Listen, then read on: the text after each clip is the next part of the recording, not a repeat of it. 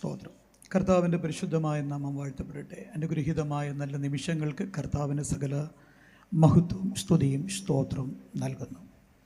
എളിയവനായ എന്നെ ഇവിടെ നിർത്തുന്ന സർവശക്തനായ കർത്താവിന് നന്ദി നിറഞ്ഞ ഹൃദയത്തോടെ സകല മഹത്വവും നൽകിക്കൊണ്ട് ഇന്ന് ഈ ശുശ്രൂഷകൾക്ക് ദൈവകൃപയോടെ ബഹുത്വത്തിനൊത്തവണ്ണം അനുഗ്രഹീതമായ നേതൃത്വം കൊടുത്തുകൊണ്ടിരിക്കുന്ന ബഹുമാനപ്പെട്ട സജി ചൊക്ക പാസ്റ്റർ പ്രാർത്ഥിച്ച് ദൈവകരങ്ങളിൽ ഈ സുവിശേഷ യോഗത്തെ സമർപ്പിച്ച church of God in India Adoor south central minister ബഹുമാനപ്പെട്ട പാസ്റ്റർ വിനോദ് ജേക്കബ് അവരുകൾ, ഈ ദൈവസഭയ്ക്ക് നേതൃത്വം കൊടുക്കുന്ന അനുഗ്രഹീതനായ കർത്താവിൻ്റെ ദാസൻ പാസ്റ്റർ ജിബിൻ ജോൺസൺ, വേദിയിൽ എന്നോടൊപ്പമായിരിക്കുന്ന അനുഗ്രഹീതരായ കർത്താവിൻ്റെ ദാസന്മാർ, അനുഗ്രഹിക്കപ്പെട്ട് ഗാനങ്ങൾ ആലപിക്കുന്ന സംഗീത ശുശ്രൂഷയ്ക്ക് നേതൃത്വം കൊടുക്കുന്ന കർത്താവിൻ്റെ ദാസന്മാർ, ഈ ഒരു ശുശ്രൂഷകൾ പല ഇടങ്ങളിൽ എത്തിച്ചുകൊണ്ടിരിക്കുന്ന പ്രിയ സഹോദരങ്ങൾ, എൻ്റെ മുൻപിൽ സദസ്സിലായിരിക്കുന്ന ബഹുമാനപ്പെട്ട കർത്താവിൻ്റെ ദാസന്മാർ, വിശ്വാസ സമൂഹം, ഈ ശബ്ദവാഹിനിയുടെ പരിധിക്കുള്ളിൽ കണ്ണെത്തുന്ന ദൂരത്ത് കാതെത്തുന്ന അകലത്ത് ഞങ്ങളെ ശ്രദ്ധിച്ചുകൊണ്ടിരിക്കുന്ന നല്ലവരായ നാട്ടുകാർ ഏവരെയും തികഞ്ഞ പ്രതിപക്ഷ ബഹുമാനത്തോടെ കർത്താവും രക്ഷിതാവുമായ യേശുക്രിസ്തുവിൻ്റെ നാമത്തിൽ വന്ദനം ചൊല്ലുന്നു. ഏറെ പ്രതീക്ഷകളോടെ സ്വപ്നങ്ങളോടെ സഞ്ചരിച്ച പല പ്രിയപ്പെട്ടവരും ഇന്ന് രാത്രി കാണുവാൻ കഴിയാതെ പകലിൽ ലോകം വിട്ട് കടന്നുപോയപ്പോൾ ജീവിതത്തിൽ ഒരു രാത്രി കൂടെ, ഒരു സന്ധ്യ കൂടെ നമുക്ക് ദാനമായി നൽകി സർവശക്തനെ മഹത്വപ്പെടുത്തുവാൻ കൃപ ചെയ്ത ദൈവത്തിന് നന്ദി നിറഞ്ഞ ഹൃദയത്തോടെ സ്തോത്രങ്ങൾ അർപ്പിച്ചുകൊണ്ട് നമുക്ക് തുടങ്ങാം. ഒരു കൊച്ചു തിരുത്ത് വരുത്തിക്കൊള്ളട്ടെ. സജി ചൊക്ക പാസ്റ്റർ, ഞാൻ new India church of God pastor V A Thampi channel സ്ഥാപിതമായ ഓർഗനൈസേഷൻ്റെ ഒരു ഭാഗമായി നിന്ന് പ്രവർത്തിക്കുന്ന ഒരാളാണ്. സ്തോത്രം. ദൈവം അനുഗ്രഹിക്കട്ടെ. ഓർഗനൈസേഷൻ ഏതായാലും ദൈവരാജ്യത്തിൽ ചെന്നാൽ മതി എന്ന് ചിന്തിക്കുന്ന ഒരാളാണ് ഞാൻ. കർത്താവ് നമ്മളെ എല്ലാവരെയും അനുഗ്രഹിക്കട്ടെ. സ്തോത്രം. കുറച്ചേറെ ഇങ്ങനെ പേരിൻ്റെ അറ്റത്ത് ഏതാണ്ടൊക്കെ കിടപ്പുണ്ട്, അതുകൊണ്ടൊന്നും വലിയ കാര്യമില്ല എന്ന് കാലവും സമയങ്ങളും ബോധ്യം വരുത്തിയ ശുശ്രൂഷകളും ദൈവവചന ചിന്തകളും ബോധ്യം വരുത്തിയ ഒരു എളിയ കർത്തൃഭൃത്യനാണ് ഈ പാവപ്പെട്ടവൻ. കർത്താവ് നമുക്ക് നൽകുന്ന നല്ല സമയങ്ങൾ ഒട്ടും കളയാതെ ദൈവവചന ധ്യാനത്തിനായിട്ട് സമയങ്ങൾ വേർതിരിക്കുകയാണ്. ശുശ്രൂഷന്മാരെ, ഞങ്ങളുടെയൊക്കെ ഉള്ളിൽ പല സന്ദേശങ്ങളുണ്ടാകും. എൻ്റെ കൂടെ ഇന്ന് ഞങ്ങളുടെ കർത്താവിൻ്റെ ദാസൻ, ക്രിസ്തുവിൽ എൻ്റെ കൂട്ടുവേലക്കാരൻ പാസ്റ്റർ സാമുവൽ ജോൺ കടന്നു വന്നിട്ടുണ്ട്. കർത്താവിൻ്റെ ദാസൻ്റെയും സ്നേഹവും വന്ദനവും ഞാൻ എല്ലാവരെയും അറിയിക്കുന്നു. ഞാനിങ്ങോട്ട് വന്നപ്പോൾ അദ്ദേഹത്തോട് പറഞ്ഞു, 2-3 മെസ്സേജ് ഇങ്ങനെ മനസ്സിൽ കിടപ്പുണ്ട്, ഏതാണ് സംസാരിക്കേണ്ടത്? കർത്താവിൻ്റെ ദാസന്മാർക്കൊക്കെ അറിയാം, എല്ലാവരുടെയും ഉള്ളിൽ അങ്ങനെയൊക്കെ ഉണ്ട്, എല്ലാവരും അങ്ങനെയാണ്. ഞാൻ പറഞ്ഞ സാറേ, എനിക്കിപ്പോൾ ഇങ്ങോട്ട് വന്നപ്പം കിട്ടിയതല്ല, ഇവിടെ ഇരുന്നപ്പോഴും കിട്ടിയതല്ല, ഞാൻ കഴിഞ്ഞ കുറച്ച് നാളുകൾ കൊണ്ട് ധ്യാനിക്കുന്ന, ചിന്തിക്കുന്ന, പഠിക്കുന്ന, മുഴങ്കാലിൽ പ്രാർത്ഥനാ സമയങ്ങൾ ദൈവത്തിങ്ങളുടെ പ്രാപിച്ചു കൊണ്ടിരിക്കുന്ന കാര്യങ്ങളാണ് പറയാനായിട്ട് ആഗ്രഹിക്കുന്നത്. സ്തോത്രം. ഹല്ലേലൂയ. പലയിടത്തും പറഞ്ഞതല്ല, ഇന്നിങ്ങോട്ട് വരുമ്പോൾ ഞാനിങ്ങനെ ധ്യാനിച്ച പല സന്ദേശങ്ങളിൽ ഏത് സംസാരിക്കണമെന്ന് സുവിശേഷ പ്രസംഗകരായതുകൊണ്ട് കിട്ടുന്ന സമയങ്ങൾ വെറുതെ കുത്തിയിരുന്ന് കളയാതെ വചനധ്യാനങ്ങൾക്ക്, പഠനങ്ങൾക്ക്, വായനകൾക്ക്, പ്രാർത്ഥനയ്ക്ക് സമയങ്ങൾ മാറ്റിവെക്കും. ദേവദാസന്മാരെല്ലാവരും അങ്ങനെ തന്നെയാണെന്നാണ് എൻ്റെ ചിന്ത. അപൂർവം ചിലർക്കാണ് മൊബൈലിനകത്തും റീൽസിലൊക്കെ സമയങ്ങൾ ചിലവഴിക്കുന്നവർ. എന്നാൽ ഭൂരിഭാഗം ആളുകളും പ്രാർത്ഥനയ്ക്കും വചനധ്യാനത്തിനൊക്കെ, പ്രത്യേകിച്ച് ഇടയ ശുശ്രൂഷയ്ക്കൊക്കെ വിളിക്കപ്പെട്ട ദൈവദാസന്മാർ അങ്ങനെ സമയങ്ങൾ ചിലവഴിക്കുന്നവരാണ്. എളിയവനും ആ കൂട്ടത്തിൽപ്പെട്ട ഒരാളാണ്. സ്തോത്രം. ഒരു കൊച്ചു കൂട്ടായ്മയുണ്ട് ഞങ്ങൾക്ക് അവിടെ. ഒരു 10-500 പേര് കൂടി വരുന്ന ഒരു കൊച്ചു സഭയുടെ പാസ്റ്ററുടെയാണ് എളിയദാസൻ. സ്തോത്രം. ഒരു സെൻറ്ററിൻ്റെ ചുമതലയോടെയൊക്കെ ഉണ്ട്. സ്തോത്രം. കർത്താവ് അങ്ങനെ നടത്തിക്കൊണ്ടിരിക്കുമ്പോൾ പ്രാർത്ഥനാപൂർവം ധ്യാനനിരതനായിരുന്നപ്പോൾ കർത്താവ് നൽകിയ വചനത്തിൻ്റെ ചില ഭാഗങ്ങളാണ് ഈ രാത്രി പങ്കുവയ്ക്കുന്നത്. സ്തോത്രം. ഇവിടെ വന്നപ്പോൾ എനിക്ക് ബോധ്യമായി, കർത്താവിൻ്റെ ദാസൻ ഈ സുവിശേഷ യോഗം പ്രാർത്ഥിച്ച് ദൈവമുമ്പാകെ സമർപ്പിച്ചുകൊണ്ടിരിക്കുമ്പോൾ എൻ്റെ ഉള്ളിൽ ഞാൻ ധ്യാനിച്ചു വന്നൊരു വചനത്തോട് ചേർന്നുള്ള ഭാഗമാണ്. ഞാൻ ദൈവഹിതം മനസ്സിലാക്കുന്ന ചില പ്രത്യേക വഴികളുണ്ട്. ഞാൻ ദൈവത്തിൻ്റെ ഇഷ്ടം മനസ്സിലാക്കുന്ന ചില രീതികളുണ്ട്. സ്തോത്രം. അപ്പോൾ അദ്ദേഹം ആ കാര്യങ്ങൾ ഇങ്ങനെ പറഞ്ഞ് പ്രാർത്ഥിച്ചുകൊണ്ട് ഇരുന്നപ്പോൾ അദ്ദേഹത്തിൻ്റെ വാക്കുകളിലൂടെ, ഒത്തിരി താങ്ക്സ്.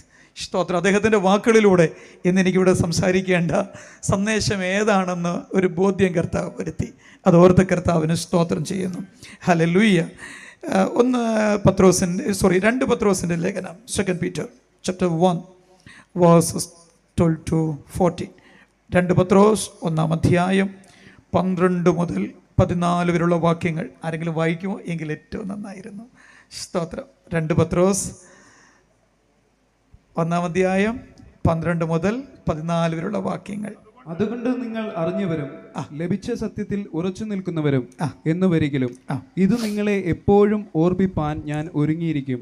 നമ്മുടെ കർത്താവായ യേശുക്രിസ്തു എനിക്ക് അറിവ് തന്നതുപോലെ എന്റെ കൂടാരം പൊളിഞ്ഞു പോകുവാൻ അടുത്തിരിക്കുന്നു എന്ന് അറിഞ്ഞിരിക്കയാൽ ഞാൻ ഈ കൂടാരത്തിൽ ഇരിക്കുന്നിടത്തോളം നിങ്ങളെ ഓർപ്പിച്ചുണർത്തുക യുക്തം എന്ന് വിചാരിക്കുന്നു. മതി. നമുക്ക് ഏവർക്കും സുപരിചിതമായൊരു വാക്യമാണ് എന്ന് ഞാൻ ചിന്തിക്കുന്നു. പലരും വായിക്കുകയും ധ്യാനിക്കുകയും ഒക്കെ ചെയ്തിട്ടുള്ള ഒരു വചനഭാഗം ആവും അതെന്ന് ഞാൻ കരുതുന്നു, ഞാൻ വിശ്വസിക്കുന്നു. ഞാൻ ജനിച്ചു വളർന്നത് റാന്നിയിലാണ്. എൻ്റെ സ്വദേശം റാന്നിയാണ്.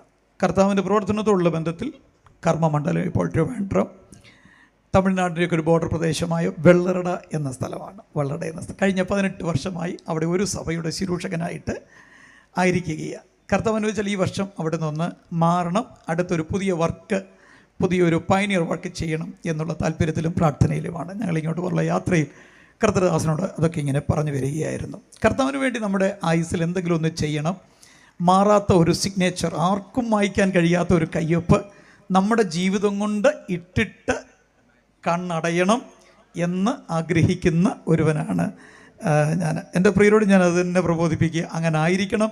നമ്മളൊരാൾ ഇവിടെ ഇങ്ങനെ ഉണ്ടായിരുന്നെന്ന് ആളുകൾ അറിയണ്ടേ, വരും തലമുറ മനസ്സിലാക്കണ്ടേ. ഞാനിങ്ങനെ പറയാറുണ്ട്, ഈ അബ്രഹാം നടന്നു പോയ വഴി കുറേ കഴിഞ്ഞപ്പോൾ കാടെല്ലാം പിടിച്ച് മൂടി. എൻ്റെ ചിന്തയാണ്, ബൈബിളിൽ എഴുതിയിട്ടില്ലേ, പാസ്റ്റർ എന്ത് ചെയ്യുന്നതിനോടൊന്ന് ചോദിക്കരുത്. കാടൊക്കെ പിടിച്ച് മൂടി ആകെപ്പാടൊരു വല്ലാത്ത പരുവത്തിൽ കിടക്കുക. അപ്പം ഞാൻ ഇവിടെ പാടുന്ന ആരാ, എൻ്റെ കർത്താവിൻ്റെ ദാസൻ, സ്തോത്രം, പേര് പറയാം, ജോജി പാസ്റ്ററുമായിട്ട് കർത്താവിൻ്റെ ദാസൻ, അങ്ങനെ പറയാം, പാസ്റ്ററാണോ? അല്ല, ആയിക്കോട്ടെ, ആ പാസ്റ്റർ ജോജി പാസ്റ്റർ ഞാനും കൂടെ പോവുക. സ്തോത്രം.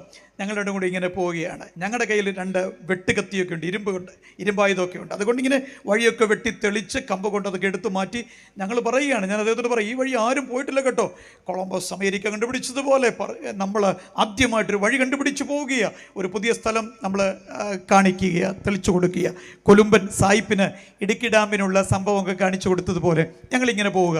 ഇങ്ങനെ ഞങ്ങളുടെ ഉള്ളിൽ വലിയൊരു അഹങ്കാരം കിടപ്പുണ്ട്.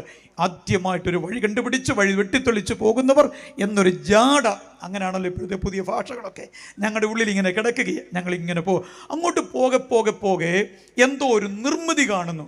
കാലപ്പഴക്കം കൊണ്ട് ഇടിഞ്ഞു കിടപ്പുണ്ട്, അജീർണതകൾ ബാധിച്ചിട്ടുണ്ട്, ഇടിഞ്ഞു കിടക്കുന്നു. അപ്പോൾ ഞങ്ങൾ അതിൻ്റെ അടുക്കലേക്ക് പെട്ടെന്ന് കൗതുകത്തോടെ ചെല്ലുകയാണ്. വടികൊണ്ട് അതിൻ്റെ ചപ്പ് ചവറുകളൊക്കെ ഒന്ന് മാറ്റി ഇരുമ്പായുധം കൊണ്ടതൊന്ന് വെട്ടിത്തെളിച്ചു നോക്കിയപ്പോൾ ഇച്ചിരി ദൈവഭയവും ഭക്തിയൊക്കെ ഉള്ളതുകൊണ്ട് ഞങ്ങൾക്ക് മനസ്സിലായി. ജോജി പാസ്റ്ററോട് പറഞ്ഞു, ശിവപാസ്റ്റർ നോക്കിക്കേ, ഇതൊരു യാഗപീഠമാണെന്ന് തോന്നുന്നല്ലോ, ഒരു യാഗപീഠം, ഈ യാഗപീഠമാണെന്ന് തോന്നുന്നു. ഞാൻ പറഞ്ഞു, ചുറ്റും നടന്ന് നോക്കിയിട്ടൊരു യാഗപീഠമാണ്, ഇത് ആരപ്പാ ഇതിലേ വന്നത്? ഞങ്ങളുടെ ഉള്ളിലെ അഹങ്കാരം, ഞങ്ങളായിരുന്നു ഈ വഴി ആദ്യമായിട്ട് വന്നത് എന്നായിരുന്നു ഞങ്ങളുടെ ചിന്ത. പക്ഷേ ആ യാഗപീഠം കണ്ടപ്പോൾ ഞങ്ങൾക്ക് മനസ്സിലായി, കാലപ്പഴക്കത്തിൻ്റെ അജീർണതകൾ പിടിപെട്ടിട്ടുണ്ടെന്നേ ഉള്ളൂ, കാലപ്പഴക്കം കൊണ്ട് കല്ലുകളൊക്കെ ഇടിഞ്ഞു മാറി കിടക്കുന്നുണ്ടെന്നേ ഉള്ളൂ, കാടുപടലം വന്ന വഴിയിലെല്ലാം മൂടിക്കിടക്കുന്നേ ഉള്ളൂ. ഞങ്ങൾക്ക് മുൻപേ ആരോ ദൈവത്തെ യാഗം കഴിച്ച് ആരാധിക്കുന്ന ഒരു ഭക്തൻ ഞങ്ങൾക്ക് മുൻപേ ഈ വഴി പോയിരുന്നു. ആരാണെന്ന് അവിടെ എഴുതി വെച്ചിട്ടില്ല, ആരാണെന്ന് അറിയത്തുമില്ല.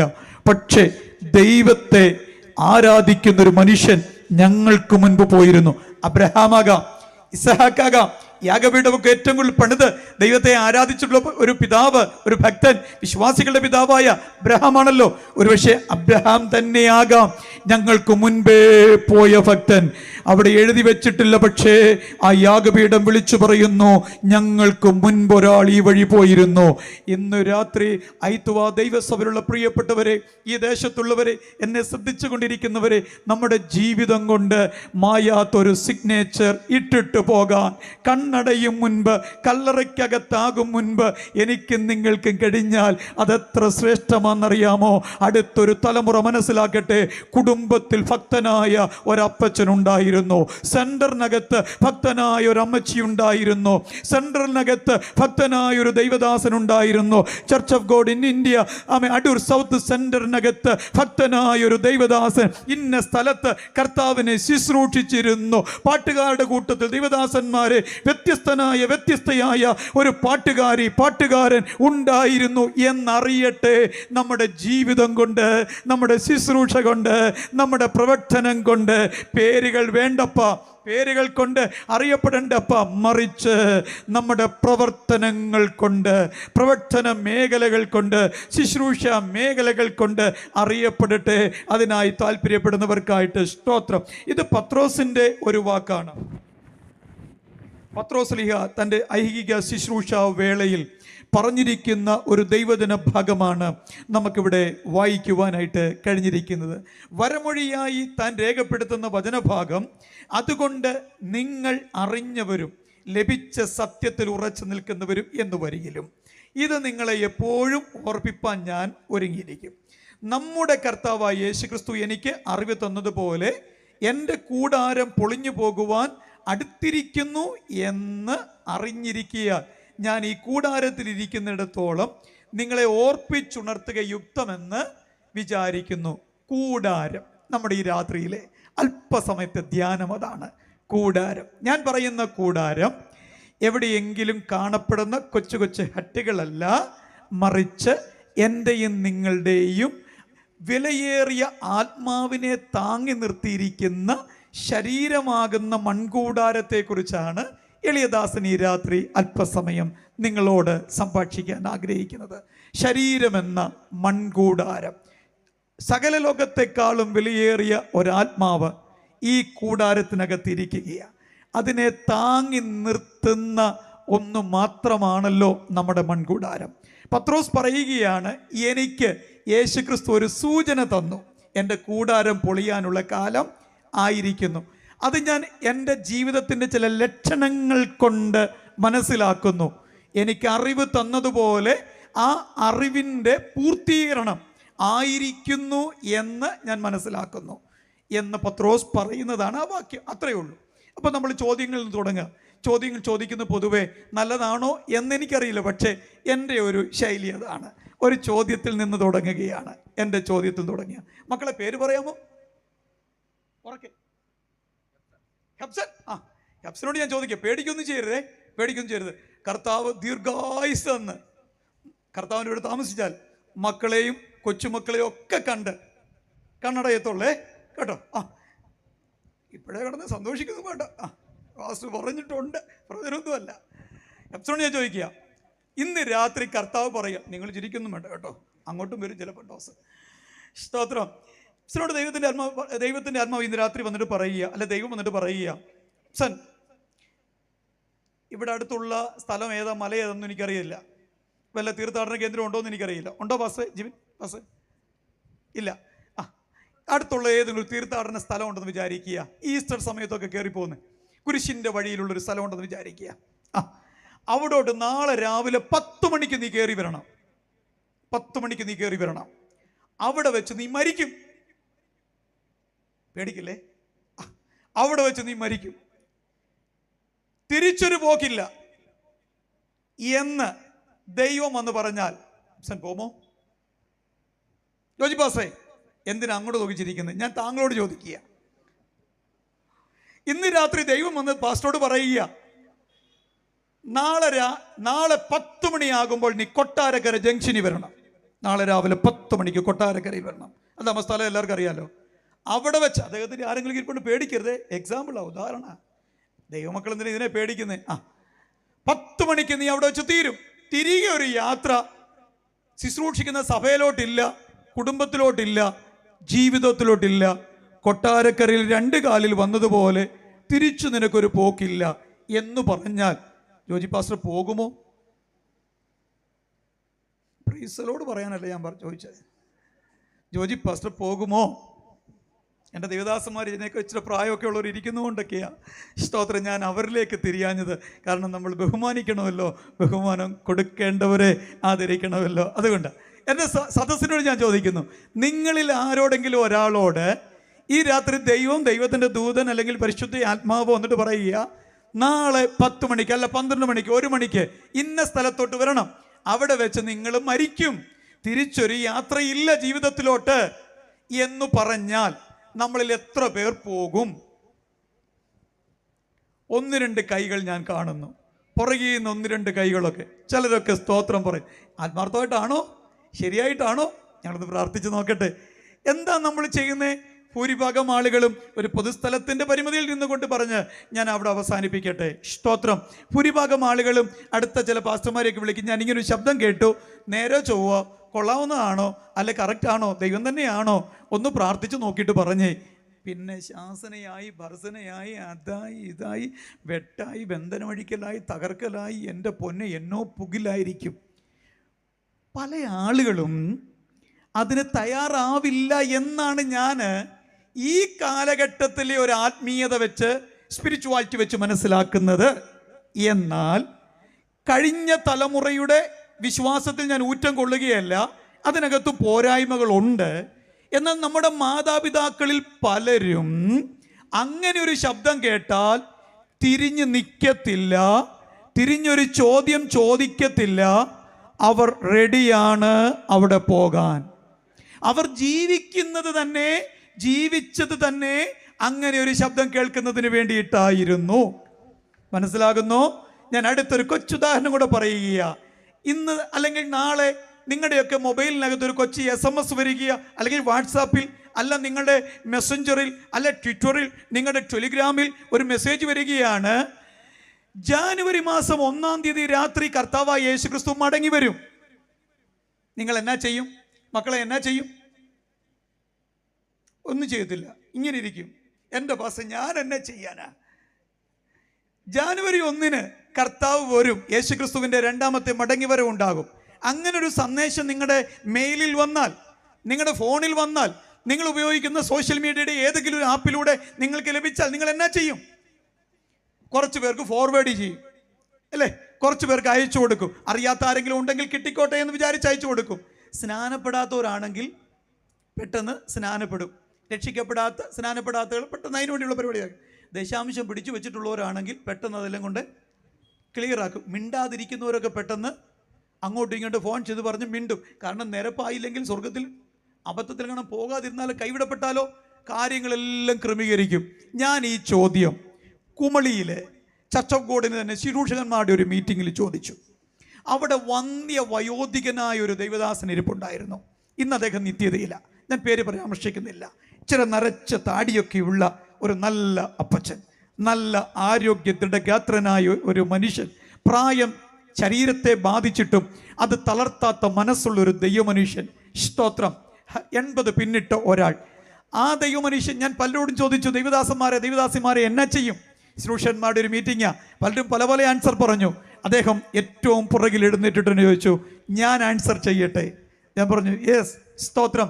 അദ്ദേഹം എന്നോട് ഇപ്രകാരം പറഞ്ഞു, എൻ്റെ പൊന്നു മക്കളെ, എൻ്റെ പൊന്നു ദൈവദാസനെ, ഞാൻ ജീവിക്കുന്നത് തന്നെ ആ ഒരു ശബ്ദം കേൾക്കാനാണ്. എനിക്കൊന്നും ചെയ്യാനില്ല, എനിക്കൊന്നിൻ്റെ ആവശ്യമില്ല, എനിക്ക് ആ ദിവസം അടുത്തു വന്നാൽ മാത്രം മതി. ഇന്നു രാത്രി ഞാൻ എൻ്റെ പ്രിയരോട് പറയുന്നത്, കർത്താവ് അറിയിച്ചിട്ടല്ല കർത്താവ് വരുന്നത്.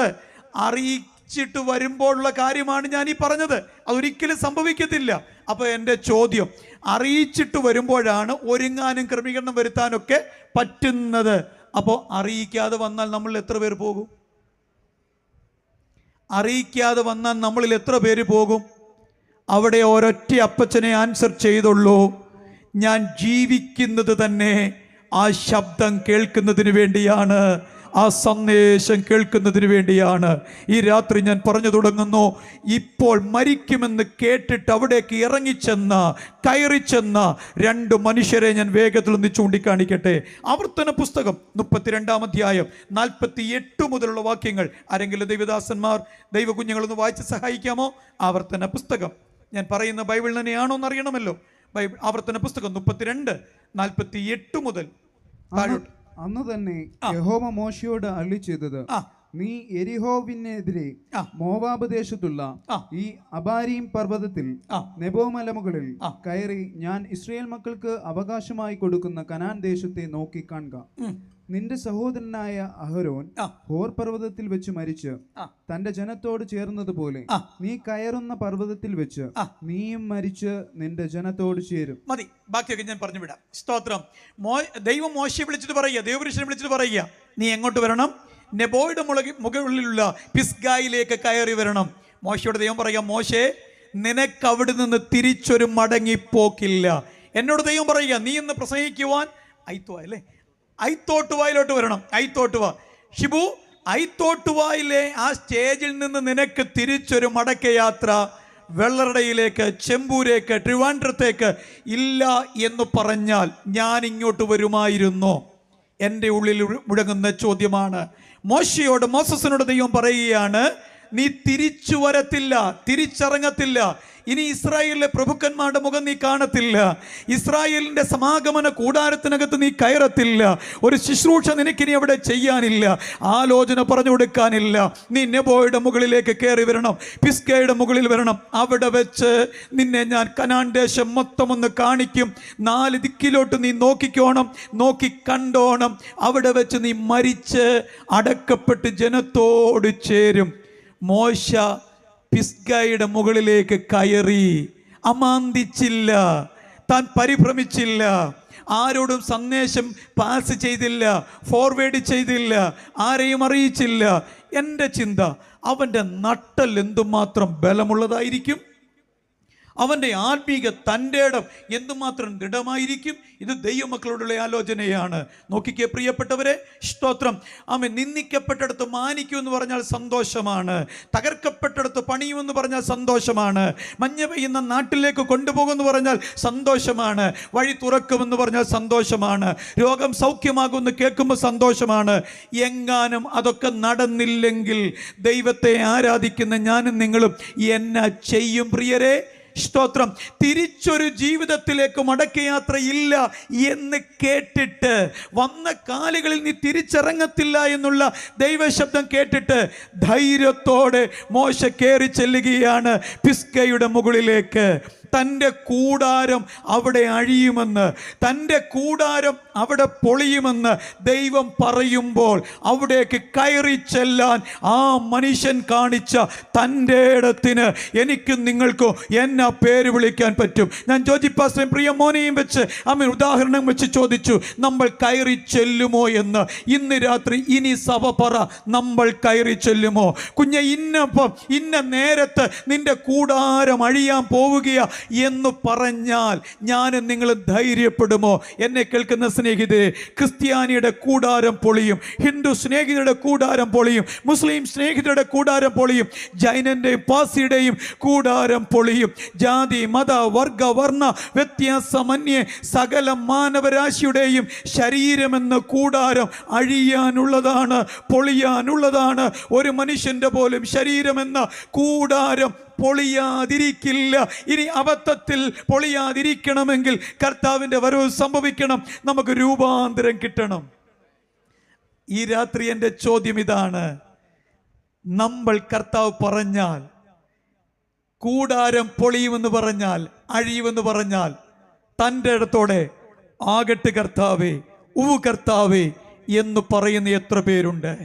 എനിക്ക് ഈ ധൈര്യം കിട്ടിയത് 2012 അന്നാണ് ഞാൻ ത്രോട്ട് ക്യാൻസറിനാൽ പിടിപെട്ടത്.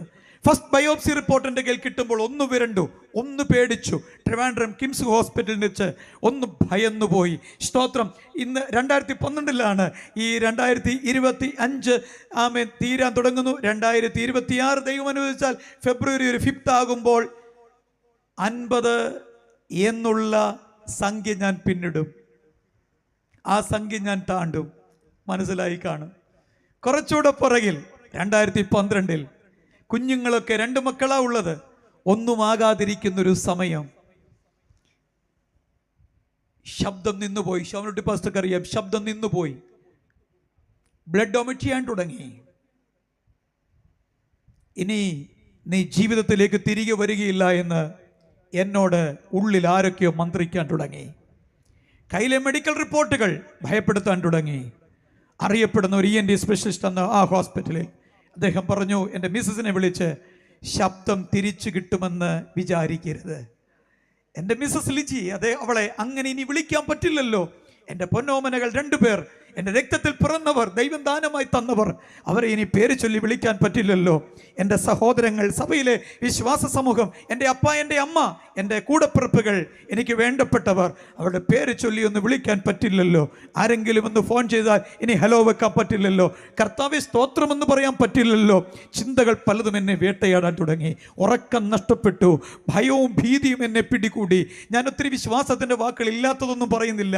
ഏതൊരു സാധാരണക്കാരനെ പോലെ, സാധാരണക്കാരിൽ സാധാരണക്കാരനായ ഒരു കൊച്ചു ഗ്രാമത്തിൽ ജനിച്ചു വളർന്ന എളിയവനെ ഭയം പിടികൂടി, ഭീതി പിടികൂടി, ഭയവിഹുലനായി കുറേ ദിവസങ്ങൾ ഉറക്കമില്ല, ആഹാരമില്ല, വൈഫിനെ കാണുമ്പോൾ കരച്ചിൽ, കുഞ്ഞുങ്ങളെ കാണുമ്പോൾ കരച്ചിൽ, വല്ലാത്ത സങ്കടം, വീട് ശോകമുഖമായി, ജീവിതം ശോകമുഖമായി. അങ്ങനെ ഇരിക്കുമ്പോഴാണ് എൻ്റെ ആത്മീയ ഗുരുക്കന്മാരിൽ ഒരാൾ പാസ്റ്റർ എം പൗലോസ് രാമേശ്വരം. ഇന്ന് നിത്യയിൽ വിശ്രമിക്കുക. നിങ്ങൾ എത്ര പേർ ആ പേര് കേട്ടിട്ടുണ്ടെന്ന് എനിക്കറിയില്ല. പാസ്റ്റർ എം പൗലോസ് രാമേശ്വരം അറിയപ്പെടുന്ന ഒരു ദൈവദാസൻ, കർത്താവിൻ്റെ വേലയ്ക്ക് വേണ്ടി ധീരതയോട് നിന്നൊരു ദൈവ മനുഷ്യൻ. എനിക്ക് 2 ആത്മീയ ഗുരുക്കന്മാരാ പ്രധാനമായിട്ടുള്ളത്. ഒന്ന് പാസ്റ്റർ എം പൗലോസ്, മറ്റൊന്ന് പാസ്റ്റർ വി.എ. തമ്പി. എൻ്റെ ജീവിതത്തിൽ അനുകരണീയമായ മാതൃകകൾ സമ്മാനിച്ച് നിത്യതയിലേക്ക് പോയിരിക്കുന്ന 2 ദൈവ മനുഷ്യരാണ് ആ പ്രിയപ്പെട്ടവർ. ഞാൻ അവരെ നന്ദിയോടെ ഓർക്കുന്നു. പ്രിയപ്പെട്ടവരെ, സ്തോത്രം. ആ ദൈവദാസൻ ആ സമയത്ത് ഒരു ആഫ്രിക്കൻ രാജ്യത്തിലാണ്. അദ്ദേഹം നമ്മുടെ സമയം 2 മണിയാകുമ്പോൾ എന്നെ വിളിച്ചു. ഷിബു, ഞാൻ ഇങ്ങനെ കേൾക്കുന്നല്ലോ, ശരിയാണോ? ഞാൻ പറഞ്ഞു കരഞ്ഞുകൊണ്ട്, ശരിയാണ്, അങ്ങനെ ഒരു മെഡിക്കൽ റിപ്പോർട്ട് കിട്ടിയിരിക്കുന്നു. അദ്ദേഹം പറഞ്ഞു, ചില കാര്യങ്ങളൊക്കെ സംസാരിച്ചിട്ട്, സ്തോത്രം, എൻ്റെ വൈഫാണ് സംസാരിക്കുന്നത്. സ്തോത്രം, എൻ്റെ ശബ്ദങ്ങൾ ഇടറിയ രീതിയിൽ ആ സമയത്ത് വരുന്നുണ്ട്, ചെറിയ തോതിൽ വരുന്നുണ്ട്, വ്യക്തമല്ല, അവ്യക്തമാണ്. അപ്പോൾ വൈഫ് സംസാരിക്കുകയാണ്. സ്തോത്രം, ഇങ്ങനെ കിട്ടിയിരിക്കുന്നു, കേട്ടിരിക്കുന്നു. ഉടനെ അദ്ദേഹം പറഞ്ഞു, ഫോൺ ഷിബുവിൻ്റെ കയ്യിൽ കൊടുക്കുക, ചെവിയോട് ചേർത്ത് പിടിക്കുക. വൈഫ് ഫോൺ ലൗഡ് സ്പീക്കറിലിട്ട് എൻ്റെ കയ്യിലോട്ട് തന്നിട്ട് പറഞ്ഞു, പിടിച്ചു. ഞാൻ ആ ഫോൺ ഇങ്ങനെ പിടിച്ചുകൊണ്ടിരിക്കുമ്പോൾ, സ്തോത്രം, ഹല്ലേലൂയ, അതേനോട് സ്തോത്രം പറയാൻ പറ. എവിടെ ശബ്ദമെടുക്കുമ്പോൾ എന്തൊക്കെ ഒരു വല്ലാത്ത അപശബ്ദം പോലെയുള്ള ശബ്ദങ്ങളാണ് വന്നുകൊണ്ടിരിക്കുന്നത്. സ്ട്രെയിൻ ചെയ്യുമ്പോൾ അതികഠിനമായ വേദനയുടെ അദ്ദേഹം പ്രാർത്ഥിക്കുകയാണ്. ഇവിടെ എത്ര പാസ്റ്റർമാർ അങ്ങനെ പ്രാർത്ഥിക്കുമെന്ന് എനിക്കറിയില്ല. ഞാൻ പ്രാർത്ഥിക്കത്തില്ല. സജി പാസ്റ്ററെ, വിനോദ് പാസ്റ്ററെ, ഞാൻ പ്രാർത്ഥിക്കത്തില്ല. നിങ്ങളാരെങ്കിലും പ്രാർത്ഥിക്കുമെന്ന് എനിക്കറിയില്ല. ഞാൻ പ്രാർത്ഥിക്കത്തില്ല. കർത്താവേ, ഷിബുവിന് തൊണ്ടയ്ക്ക് ക്യാൻസർ പിടിച്ചിരിക്കുന്നു. അവനിലെ മരണഭയം മാറ്റി മരിക്കാനുള്ള ധൈര്യം അവന് കൊടുക്കണമേ. പ്രാർത്ഥിക്കുമോ പാസ്റ്ററെ? ഒരു ചെറുപ്പക്കാരന് വേണ്ടി നമ്മളാരെങ്കിലും പ്രാർത്ഥിക്കൂ? ഞാൻ പ്രാർത്ഥിക്കത്തില്ല. ഞാൻ പ്രാർത്ഥിക്കത്തില്ല. മരിക്കാനുള്ള ധൈര്യം അവന് കൊടുക്കണമേ. മരണഭയം എടുത്തു കളണമേ. ഞാൻ വിചാരിച്ചു, ഈ മനുഷ്യൻ എന്തോ പറയുന്നത്, ശബ്ദം നേരെ ചൊവ്വ വരുന്നില്ല. എന്നോട് പറയാം, ഞാൻ പ്രാർത്ഥിക്കും, സ്തോത്രം പറഞ്ഞോളൂ. ഞാൻ എന്തൊക്കെയോ ഇങ്ങനെ പറഞ്ഞുകൊണ്ടിരിക്കുകയാണ്. സ്തോത്രം. അദ്ദേഹം പിന്നെ അതുപോലെ ബന്ധപ്പെടുന്ന കുറേ വാക്കുകൾ. എൻ്റെ വൈഫ് ഫോൺ കട്ട് ചെയ്യാൻ തുടങ്ങി. ഞാൻ പറഞ്ഞു, ആംഗ്യം കാണിച്ചു. അവൾക്ക് ഇഷ്ടപ്പെട്ടില്ല. കാരണം കെട്ടിയവന് വേണ്ടിയാണ് പ്രാർത്ഥിക്കുന്നത്. 2 പിള്ളേരുണ്ട്, ഒരു സാധുശ്രീ. മരിക്കാനുള്ള ധൈര്യം കൊടുക്കണമെന്ന് ക്യാൻസർ പിടിച്ചിരിക്കുമ്പോൾ അദ്ദേഹം പ്രാർത്ഥിച്ച് ആമേൻ പറഞ്ഞു. നാട്ടിൽ വന്ന സമയത്ത് 2 ആഴ്ച കഴിഞ്ഞു അദ്ദേഹം അമ്മയുമായിട്ട് അദ്ദേഹത്തിൻ്റെ വൈഫുമായിട്ട് ഞങ്ങളുടെ ചേർച്ചിൽ വന്നു. ഏറ്റവും മുകളിൽ പ്രാർത്ഥനാ മുറിയുണ്ട് ചർച്ചിൻ്റെ മുകളിൽ. അവിടേക്ക് എന്നെ വിളിച്ചു കൊണ്ടുപോയി എനിക്ക് വേണ്ടി ഒരു ദിവസം മുഴുവൻ ചെലവഴിച്ചു. പ്രാർത്ഥിക്കാൻ തുടങ്ങി, കരയാൻ തുടങ്ങി, വചനങ്ങൾ പറഞ്ഞു ധൈര്യപ്പെടുത്താൻ തുടങ്ങി. ആ പ്രാർത്ഥനാ മുറിയിൽ നിന്ന് പുറത്തേക്ക് ഇറങ്ങിയത് പുതിയൊരു ഷിബു ആയിരുന്നു.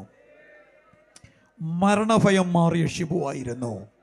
പ്രത്യാശയാൽ നിറയപ്പെട്ട ഒരു ദൈവപൈതലായിട്ടാണ് ആ പ്രാർത്ഥനാ മുറി വിട്ട് എളിയവൻ ഇറങ്ങിയത്. താഴേക്ക് വന്നപ്പോൾ എൻ്റെ കണ്ണുകൾ സന്തോഷം കൊണ്ട് ഒഴുകാൻ തുടങ്ങി. സ്തോത്രം. എൻ്റെ ഹൃദയം പ്രത്യാശ കൊണ്ട് പിടയാൻ തുടങ്ങി. ആത്മാവിലൊരു ധൈര്യം എനിക്ക് കൈവരിക്കപ്പെട്ടു. ഞാനൊരു പുതിയ മനുഷ്യനായി. ഞാൻ എൻ്റെ വൈഫിന് എഴുതി കൊടുത്തു. സ്തോത്രം. ഇനി ശബ്ദം തിരികെ കിട്ടില്ലായിരിക്കാം, നമ്മൾ ഒരുമിച്ചുള്ള ജീവിതം അധികകാലം നീളത്തില്ലായിരിക്കാം. എങ്കിലും എൻ്റെ പ്രിയപ്പെട്ടവളെ, സ്തോത്രം, ഞാൻ പോകുന്നയിടത്ത് താമസമിന നിങ്ങളൊക്കെ വന്നു ചേരണം. അതിന് തക്കവണ്ണം ഒരുങ്ങിക്കോണം. ഞാൻ പോകുന്ന സ്ഥലത്തെക്കുറിച്ച് എനിക്ക് ഉറപ്പുണ്ട്, നിങ്ങളും അവിടെ തന്നെ വരണം. ഹല്ലേലൂയ. അവൾ അത് വായിച്ചിട്ട് പറഞ്ഞു, ഉറപ്പ്, ഞങ്ങൾ അവിടെ തന്നെ വന്നിരിക്കും.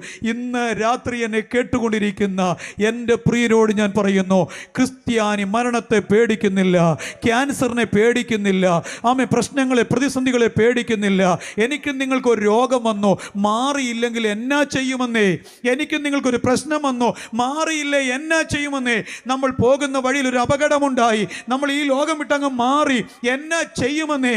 എൻ്റെ പ്രിയരോട് ഞാൻ പറയുന്നത്, വിശ്വാസ ജീവിതത്തിൻ്റെ അനുഭവം എന്ന് പറയുന്നത് ഭീരുത്വത്തിൻ്റെ അനുഭവമല്ല, അത് ഭയാശങ്കകളാൽ നിറയപ്പെട്ട ഒരു ജീവിതമല്ല. ഈ കൂടാരം ഇന്നല്ലെങ്കിൽ നാളെ ഏതൊരു മനുഷ്യൻ്റെയും പൊളിയണം. അവിടെയാണ് വിശുദ്ധ ബൈബിൾ നൽകുന്ന ഏക പ്രത്യാശ. അത് മരണം കൊണ്ട് തീരുന്നതല്ല, അത് കല്ലറ കൊണ്ട് അവസാനിക്കുന്നതല്ല. കർത്താവിൻ്റെ ദാസനത് പറഞ്ഞു, പുനരുത്ഥാനത്തിൻ്റെ പ്രത്യാശ, യേശു ക്രിസ്തുവിൻ്റെ മരണ അടക്ക പുനരുത്ഥാനത്തിലൂടെ എനിക്ക് നിങ്ങൾക്ക് കർത്താവ് തന്നു കഴിഞ്ഞിരിക്കുമ്പോൾ, ഈ രാത്രി കർത്താവ് യേശു ക്രിസ്തു ഉയർത്തെഴുന്നേറ്റപ്പോൾ താൻ വിളിച്ച് ചോദിച്ചതുപോലെ നമുക്കും ചോദിക്കാൻ കഴിയണം, ഹേ മരണമേ, നിന്റെ ജയം എവിടെ? ഹല്ലേലൂയ. എൻ്റെ ഉള്ളിൽ പ്രത്യാശ നിറഞ്ഞപ്പോൾ, ആത്മാവിൽ ധൈര്യപ്പെടാൻ തുടങ്ങിയപ്പോൾ, സ്തോത്രം, ഞാൻ മനസ്സിലാക്കി എന്നിൽ എന്തോ ഒന്ന് സംഭവിക്കാൻ തുടങ്ങി, എന്നിൽ എന്തോ ഒന്ന് നടക്കുന്നു, ശരീരത്തിൽ എന്തോ മാറ്റങ്ങൾ വരുന്നു. ഹല്ലേലൂയ. ഒരു ദിവസം കുടുംബ പ്രാർത്ഥനയ്ക്ക് ഇരിക്കുമ്പോൾ വേദന പിടിച്ച തൊണ്ട, ശബ്ദം നിന്നുപോയ തൊണ്ട, ഒരു വാക്കെടുക്കാൻ ശ്രമിക്കുമ്പോൾ ബ്ലഡ് ഒമിറ്റ് ചെയ്യുന്ന തൊണ്ടയിൽ നിന്ന് നല്ല ശബ്ദം വരുന്നു, നല്ല വാക്കുകൾ പതിയെ പതിയെ വരാൻ തുടങ്ങി. അത്ര സ്ഫുടതയില്ലെങ്കിൽ ഒരുവിധം നന്നായി വരാൻ തുടങ്ങി. ഹല്ലേലൂയ. ആമേ. ഗ്യാസ് മാത്രം വന്നുകൊണ്ടിരുന്ന, എയർ മാത്രം വന്നുകൊണ്ടിരുന്ന തൊണ്ടയിൽ നിന്ന് നല്ല ശബ്ദം വരാൻ തുടങ്ങി. കർത്താവിനെ സ്തുതിക്കാൻ തുടങ്ങി. അവരോട് ചേർന്ന് ഞാനും പാടി. ആ പാട്ട് മറന്നിട്ടില്ല. മറവിടമായി എനിക്ക് യേശുവുണ്ട്, മറച്ചിടും അവൻ എന്നെ ചിറകിൻ്റെ മറവിൽ. ഇന്ന് രാത്രി എന്നെ കേൾക്കുന്നവരെ, എളിയ ദാസൻ വിളിച്ചു പറയുന്നത്, ജീവിതത്തോട് നന്ദിയുള്ളവരായിരിക്കണം, കുടുംബത്തോട് നന്ദിയുള്ളവരായിരിക്കണം, ഈശ്വരനോട്, സർവേശ്വരനോട് നന്ദിയുള്ളവരായിരിക്കണം. സ്നേഹിത, താങ്കളുടെ ജാതി ഏതുമാകട്ടെ, താങ്കളുടെ മതം ഏതുമാകട്ടെ, താങ്കളുടെ വിശ്വാസം ഏതുമാകട്ടെ, ഞങ്ങൾ ഈ രാത്രി പറയുന്നത് താങ്കൾ മതം മാറാനല്ല, താങ്കളുടെ പേര് മാറ്റാനല്ല. ഞങ്ങൾ വിളിച്ചു പറയുന്നത് സർവേശ്വരനോട് താങ്കൾ നന്ദിയുള്ളവനായിരിക്കുക. ആമേൻ. ബൈബിൾ സൊസൈറ്റി ഓഫ് ഓക്സിലറി ഇന്ത്യയുടെ പ്രസിഡന്റ് ആയിരുന്ന രാജ്കുമാരി സിംഗ് എന്ന വെല്ലൂർ ഹോസ്പിറ്റലിൽ അറിയപ്പെടുന്ന ഒരു ഡോക്ടറുണ്ട്, അറിയപ്പെടുന്ന ഒരു സർജൻ. അവരുടെ ജീവിതകഥ നിങ്ങൾ കേട്ടിരിക്കും. അവർ റാന്നി YMCA പ്രസംഗിക്കാൻ വന്ന സമയത്ത് ഞാൻ കേട്ട ഒരു വാക്ക്, സ്കൂൾ വിദ്യാർത്ഥിയായിരിക്കുമ്പോൾ, രാജ്കുമാരി സിംഗ് വളരെ ദൈവത്തോട് നന്ദിയുള്ള വിശ്വാസിനിയായ ഒരു ഡോക്ടറായിരുന്നു, അറിയപ്പെടുന്ന സർജൻ, വെല്ലൂരെ അറിയപ്പെടുന്ന പേരെടുത്തൊരു ഡോക്ടർ. അവർ ഏതൊരു രോഗിയെയും ട്രീറ്റ് ചെയ്യും മുൻപ് വായിൽ നിന്ന് ഇങ്ങനെ പറഞ്ഞുകൊണ്ടിരിക്കും, സ്തോത്രം സ്തോത്രം സ്തോത്രം സ്തോത്രം. ചില ആളുകൾ നമ്മുടെ സഭകൾക്കകത്തുണ്ട്, ആ ഗണത്തിനൊക്കെ ഒത്തിരി മൂല്യച്യുതി സംഭവിച്ചുകൊണ്ടിരിക്കുക, അങ്ങനെയുള്ളവർക്ക് ഇല്ലാതായിക്കൊണ്ടിരിക്കുക. സ്തോത്രം സ്തോത്രം സ്തോത്രം സ്തോത്രം സ്തോത്രം ഇങ്ങനെ എപ്പോഴും പറയും, സ്തോത്രം സ്തോത്രം സ്തോത്രം. സ്തോത്രത്തിൻ്റെ വില അറിയാവുന്നവരൊക്കെ സ്തോത്രം പറഞ്ഞോണം. അത് TPMകാരുടെ കുത്തകയല്ല, ഇത് പെന്തക്കോസ്ത് മിഷന്റെ കുത്തകയല്ല, അവിടുത്തെ അപ്പച്ചന്മാരുടെയും അമ്മച്ചിമാരുടെയും അവിടുത്തെ വിശ്വാസികളുടെയും കുത്തകയല്ല. ദൈവത്തെ ആരാധിക്കുന്ന സകല മനുഷ്യനും ഉരുവിടേണ്ട ഒരു പദമാണ് സ്തോത്രം. നമ്മൾ അത് പറയാൻ പഞ്ഞം കാണിക്കരുതേ, അതൊക്കെ പറയാൻ പഞ്ഞം കാണിക്കരുതേ, പറഞ്ഞോണം സ്തോത്രം സ്തോത്രം സ്തോത്രം സ്തോത്രം പറഞ്ഞു. അവരുടെ കൂടെ ആ ടീമിലുള്ള മറ്റൊരു ഡോക്ടറുണ്ട്. ഇവരുടെ ഈ സ്തോത്രം അദ്ദേഹത്തിന് അരോചകമായി. അദ്ദേഹം ഒരു ബിലീവർ അല്ല, അദ്ദേഹത്തിന് ഈ ശബ്ദം അരോചകമായി. ഒരിക്കലും അദ്ദേഹം രാജ്കുമാരി സിംഗിനെ പേഴ്സണലായി കണ്ടിട്ട് പറഞ്ഞു, ഡോക്ടർ മാം, നിങ്ങൾ ഒന്നുകിൽ ഈ സ്തോത്രം പറച്ചിൽ നിർത്തണം, അല്ലെങ്കിൽ നിങ്ങളുടെ ടീമിൽ നിന്ന് എന്നെ ഒഴിവാക്കണം. അദ്ദേഹം വിദഗ്ധനായ ഒരാളാണ്, തൻ്റെ ഏറ്റവും നല്ല ഒരു സഹായിയാണ് ആ മനുഷ്യൻ. അദ്ദേഹത്തെ ഒഴിവാക്കാൻ രാജ്കുമാരി സിംഗിന് ഒട്ടും ഇഷ്ടമില്ല. പറഞ്ഞു, ഡോക്ടർ ഞാൻ ശ്രമിക്കാം. അടുത്ത ദിവസങ്ങളിലൊക്കെ എന്നാലും ശ്രമിക്കാമെന്ന് പറഞ്ഞാലും ഈ മനുഷ്യൻ കണ്ടു രാജ്കുമാരി സിംഗിൻ്റെ ചുണ്ടുകൾ ചലിക്കുന്നത്. ഒരു ദിവസം രാജ്കുമാരി സിംഗിൻ്റെ വീട്ടിലേക്ക് ഈ മനുഷ്യൻ വന്നു. രാജ്കുമാരി സിംഗിൻ്റെ വളർത്തുനായെ അന്ന് പൂട്ടിയിടാൻ അവർ മറന്നുപോയിരുന്നു. ഇദ്ദേഹം ഗേറ്റ് തുറന്ന് അകത്ത് കയറിയതും ഈ കൂറ്റൻ നായ ശബ്ദമുണ്ടാക്കി ഓടി വന്നു. ഇദ്ദേഹത്തിന് തിരിച്ചിറങ്ങാൻ പറ്റും മുമ്പ് ഇദ്ദേഹത്തെ തള്ളി താഴെയിട്ടിട്ട് അദ്ദേഹത്തിൻ്റെ നെഞ്ചിലേക്ക് അതിൻ്റെ മുൻകാലുകൾ കയറ്റി വെച്ച് കുരച്ചുച്ചത്തിൽ ശബ്ദമുണ്ടാക്കാൻ തുടങ്ങി. രാജ്കുമാരി സിംഗും വേലക്കാരും ശബ്ദം കേട്ടുകൊണ്ട് ഓടിയിറങ്ങി വന്നു. ജോലിക്കാരൊക്കെ ഓടിയിറങ്ങി വന്നു. നോക്കിയപ്പോൾ ഒരു മനുഷ്യൻ കിടക്കുന്നു. നായ ആ മനുഷ്യൻ്റെ മുകളിലേക്ക് നെഞ്ചിലേക്ക് അതിൻ്റെ മുൻകാലുകൾ കയറ്റി വെച്ച് ശബ്ദമുണ്ടാക്കുന്നു. രാജ്കുമാരി സിംഗ് ഉറങ്ങി ഓടി വന്ന് നോക്കുമ്പോൾ തൻ്റെ സഹപ്രവർത്തകൻ നായയെ ശബ്ദമുണ്ടാക്കി വിളിച്ചു. അത് മാറി ഓടി വന്ന് തൻ്റെ സഹപ്രവർത്തകനെ പിടിച്ചെഴുന്നേൽപ്പിച്ചു. സോറി പറഞ്ഞു. ശരി തട്ടിപ്പിടിച്ച ചെളിയൊക്കെ തൂത്തുമാറ്റി, മണ്ണൊക്കെ തൂത്തുമാറ്റി. സോറി 100 സോറി പറഞ്ഞുകൊണ്ട് അദ്ദേഹത്തെ പതിയെ തൻ്റെ വീടിനകത്തേക്ക് കൊണ്ടുകയറുമ്പോൾ ഈ നായ വാലാട്ടിക്കൊണ്ട് യജമാനത്തിയുടെ പുറകെ ചെല്ലുകയാണ്. ഇദ്ദേഹം ഭയത്തോടെ ആ നായെ നോക്കി ചോദിച്ചു, എന്തിനമ്മ ഇതിങ്ങനെ വാലാട്ടിക്കൊണ്ടിരിക്കുന്നത്? എന്തിനാ ഈ നായ ഇങ്ങനെ വാലാട്ടുന്നത്? ഇത് വാലാട്ടുന്നത് കണ്ടാലേ വാല് പറഞ്ഞു പോകുമെന്ന് തോന്നുന്നല്ലോ, എന്തിനാ ഇത് വാലാട്ടുന്നത്? രാജ്കുമാരി സിംഗിന് കിട്ടിയ അവസരം. രാജ്കുമാരി സിംഗ് പറഞ്ഞു, ഡോക്ടർ നോക്ക്, എൻ്റെ വേസ്റ്റ് തിന്നുന്ന, എൻ്റെ എച്ചിൽ തിന്നുന്ന നായ ഞാനൊന്ന് ശബ്ദിച്ചപ്പോൾ അത് താങ്കളെ വിട്ടു മാറി. താങ്കൾ ചോദിക്കുന്നതിൻ്റെ വാലാട്ടുന്നെന്ന്, അതിൻ്റെ നന്ദി പ്രകടിപ്പിക്കുകയല്ലേ അത്? അങ്ങക്ക് മനസ്സിലാക്കുന്നോ? യജമാനത്തിയായ എന്നോട് എൻ്റെ വേസ്റ്റ് തിന്നുന്ന സാധനം നന്ദി കാണിക്കുകയാണ്. നന്ദി കാണിക്കുക വാലാട്ടുന്നതിലൂടെ. എന്നിട്ട് രാജ്കുമാരി സിംഗ് ഇങ്ങനെ പറഞ്ഞു, എൻ്റെ നായയ്ക്ക്, ആത്മാവില്ലാത്ത ഈ ജന്തുവിന് എന്നോട് ഇത്രയും സ്നേഹവും നന്ദിയും ഉണ്ടെങ്കിൽ സർവശക്തൻ്റെ സാദൃശ്യത്തിലും സ്വരൂപത്തിലും സൃഷ്ടിക്കപ്പെട്ട എളിയ ദാസി തൻ്റെ സാദൃശ്യത്തിലും സ്വരൂപത്തിലും സൃഷ്ടിക്കപ്പെട്ട മനുഷ്യരെ ട്രീറ്റ് ചെയ്യുമ്പോൾ, ഞാൻ ചെയ്യുന്ന സർജറികൾ സക്സസ് ആകാൻ, ഞാൻ നോക്കുന്ന രോഗികൾ സുഖം പ്രാപിക്കാൻ എൻ്റെ ദൈവം തമ്പുരാൻ എന്ത് നന്ദി കൊടുത്താൽ മതിയാകും? അന്ന് ആ മനുഷ്യൻ ഒരു വിശ്വാസിയായി മാറി. കൂടുതൽ സുവിശേഷം ഒന്നും പറഞ്ഞില്ല, പ്രസംഗം കേൾപ്പിച്ചില്ല. ആ ഒറ്റ ഇൻസിഡൻറ്റിലൂടെ ആ മനുഷ്യൻ ഒരു ദൈവപൈതലായി മാറി. ഇന്ന് രാത്രി എന്നെ കേൾക്കുന്ന ഐത്തോട്ടുവ ദേശത്തോട് ഞാൻ വിളിച്ചു പറയുന്നത്, എൻ്റെ പ്രിയരെ, സർവേശ്വരനോട് നന്ദിയുള്ളവരായിരിക്കണം. നമുക്ക് കൈകൊണ്ട് ആഹാരം വാരി കഴിക്കാൻ കഴിയുന്നതോർത്ത്, ഈ ആഹാരം നമ്മളിങ്ങനെ കയ്യിലെടുത്ത് മേപ്പോട്ട് വരുമ്പോൾ നമ്മുടെ വായി തുറന്നു തരുന്നതോർത്ത്, നമുക്ക് കാണാനും കേൾക്കാനും ദൈവം തരുന്ന ആ ശക്തി, കഴിവ്, ഇതെല്ലാം ഓർത്ത് ദൈവത്തോട് നന്ദി പറയണം. അപ്പം ചിലർ ചോദിക്കും, ഇതിനൊക്കെ നന്ദി പറയണമോ? ഞാൻ പച്ച മലയാളത്തിൽ ലളിതമായിട്ട് പറയുക, രാവിലെ എഴുന്നേറ്റ് നമ്മുടെ വാഷ്റൂമിലോട്ട് കയറി ചെല്ലുമ്പോൾ നമ്മുടെ സർവീസുകൾ 1, 2 ഓപ്പൺ ആകുന്നില്ലേ? അത് ഓർത്തു വരെ ദൈവത്തിന് നന്ദി പറയണം. വേണ്ടേ പാസ്റ്ററെ? വേണ്ടേ മക്കളെ? എത്രയോ പേരാ 1, 2 പോകാതെ അവിടെ ഇവിടെ ഹോസ്പിറ്റലിലൊക്കെ കിടക്കുന്നത്, ട്യൂബൊക്കെ ഇട്ട് എടുത്തുകൊണ്ടിരിക്കുന്നത് കണ്ടിട്ടില്ലേ? അങ്ങനെയെങ്കിൽ എൻ്റെ മാതാപിതാക്കളെ, ഐത്തോട്ടുവ ദേശമേ, ഞാൻ അതാണ് വിളിച്ചു പറഞ്ഞത്, ഈശ്വരനോട് ഞാൻ നിങ്ങൾ എത്രത്തോളം നന്ദിയുള്ളവരായിരിക്കണം. ഒരിറ്റ ആഹാരം എടുത്ത് കഴിക്കാൻ കഴിയാതെ ശരീരത്തിൻ്റെ ഒരു ഭാഗം തളർന്നവരായി, സ്ട്രോക്ക് വന്നവരായി എത്രയോ ആളുകൾ എത്രയോ ഇടങ്ങളിൽ കിടക്കുന്നു. ആ സ്ഥാനത്ത് എനിക്ക് നിങ്ങൾക്ക് വണ്ടി ഓടിക്കാൻ, ജോലി ചെയ്യാൻ, ആഹാരം കഴിക്കാൻ, ആ വണ്ടിയുടെ ആ ഗിയർ ലിവർ മാറ്റാൻ, നോക്കിക്കേ, നമ്മുടെ വീടിൻ്റെ ആ സ്വിച്ച് ഒന്ന് ഇടാൻ, എന്തുമാത്രം കാര്യങ്ങളാന്നേ. നമ്മൾ രാവിലെ എഴുന്നേൽക്കുമ്പോൾ മുമ്പേ പറഞ്ഞതുപോലെ ചെന്ന് നിൽക്കുന്ന ഉടനെ, ഇരിക്കുന്ന ഉടനെ നമ്മുടെ സർവീസുകളൊക്കെ ഓപ്പൺ ആകുന്നത്. നന്ദി പറയാൻ എന്തുമാത്രം കാര്യമുണ്ട്. ഈ രാത്രി അല്പനിമിഷം ഒന്ന് ദൈവത്തിന് നന്ദി കൊടുക്കാമോ? സ്തോത്രം, സ്തോത്രം, സ്തോത്രം, സ്തോത്രം. ഇന്ന് രാത്രി ചെന്ന് കിടക്കും മുമ്പ് എല്ലാവരും പറയണം, സർവേശ്വരനെ, അങ്ങ് എനിക്ക് നൽകിയ ഈ നല്ല ആയുസിന് നന്ദി, ഇന്ന് പകലിനെ നടത്തിയതിന് നന്ദി, കഴിക്കാൻ തന്ന ആഹാരം, കുടിക്കാൻ തന്ന വെള്ളം, ധരിക്കാൻ തന്ന വസ്ത്രം, ജീവന ഭക്തിക്കും ആവശ്യമായി നൽകിയ നന്മ, എല്ലാറ്റിനും നന്ദി എന്ന് പറയാൻ കഴിഞ്ഞാൽ അതെത്ര ശ്രേഷ്ഠമെന്നറിയാമോ? ഞാൻ മടങ്ങി വരട്ടെ. ഈ കൂടാരത്തിൽ ഇരിക്കുമ്പോൾ നമ്മൾ ദൈവത്തോട് തികച്ചും നന്ദിയുള്ളവരായിരിക്കണം. എപ്പോഴാണ് ഈ കൂടാരം പൊളിയുന്നതെന്നറിയില്ല, എപ്പോഴാണ് ഈ കൂടാരം അടിയുന്നതെന്നറിയില്ല. ഇപ്പോഴും ശരീരത്തിൽ പ്രശ്നങ്ങൾ ഉണ്ടപ്പാ, ഇപ്പോഴും പറഞ്ഞുകൊണ്ടിരിക്കുമ്പോഴും അസ്വസ്ഥതകൾ ഉണ്ടപ്പാ. കിഡ്നിയിൽ ഒന്നിലൊരു സിസ്റ്റ് ബാധിച്ചിട്ടുണ്ട്, അത് പൂർണ്ണമായി എടുത്തു മാറ്റാൻ ഡോക്ടേഴ്സ് പറഞ്ഞിരിക്കുകയാണ്. അതിൻ്റെ കഠിന വേദനകൾ ശരീരത്തെ അലട്ടുമ്പോഴോ എനിക്കൊരു കാര്യം അറിയാം, ക്യാൻസറിന് മുകളിലൊരു നാമമുണ്ട്, അത് മരണത്തെ ജയിച്ച നാമമാണ്. 2012 മുതൽ ഇന്ന് വരെ എന്നെ നടത്തിക്കൊണ്ടിരിക്കുന്ന ഒരു നാമം യേശു എന്ന നാമം, സകല നാമത്തിന് മേലായ നാമം. ആ നാമത്തിൽ ബന്ധനങ്ങൾ അഴിയോ, ആ നാമത്തിൽ കെട്ടുകൾ പൊട്ടോ, ആ നാമത്തിൽ രോഗികൾ സൗഖ്യമാകോ, ആ നാമത്തിൽ വ്യക്തികൾ വിടുവിക്കപ്പെടും. ഞങ്ങളെ കേൾക്കുന്നവരെ, നിങ്ങൾ രോഗികളാണോ, ക്ഷീണിതരാണോ, ബലഹീനരാണോ, സ്വസ്ഥതയില്ലാതെ, സമാധാനമില്ലാതെ, സന്തോഷമില്ലാതെ അലയുന്നവരാണോ? കാതങ്ങൾ നടന്ന് കാലിടറണ്ട, വെടി വേണ്ട, പട വേണ്ട, തിരി വേണ്ട. എൻ്റെ പ്രിയരെ, 5 പൈസയുടെ ചെലവില്ല.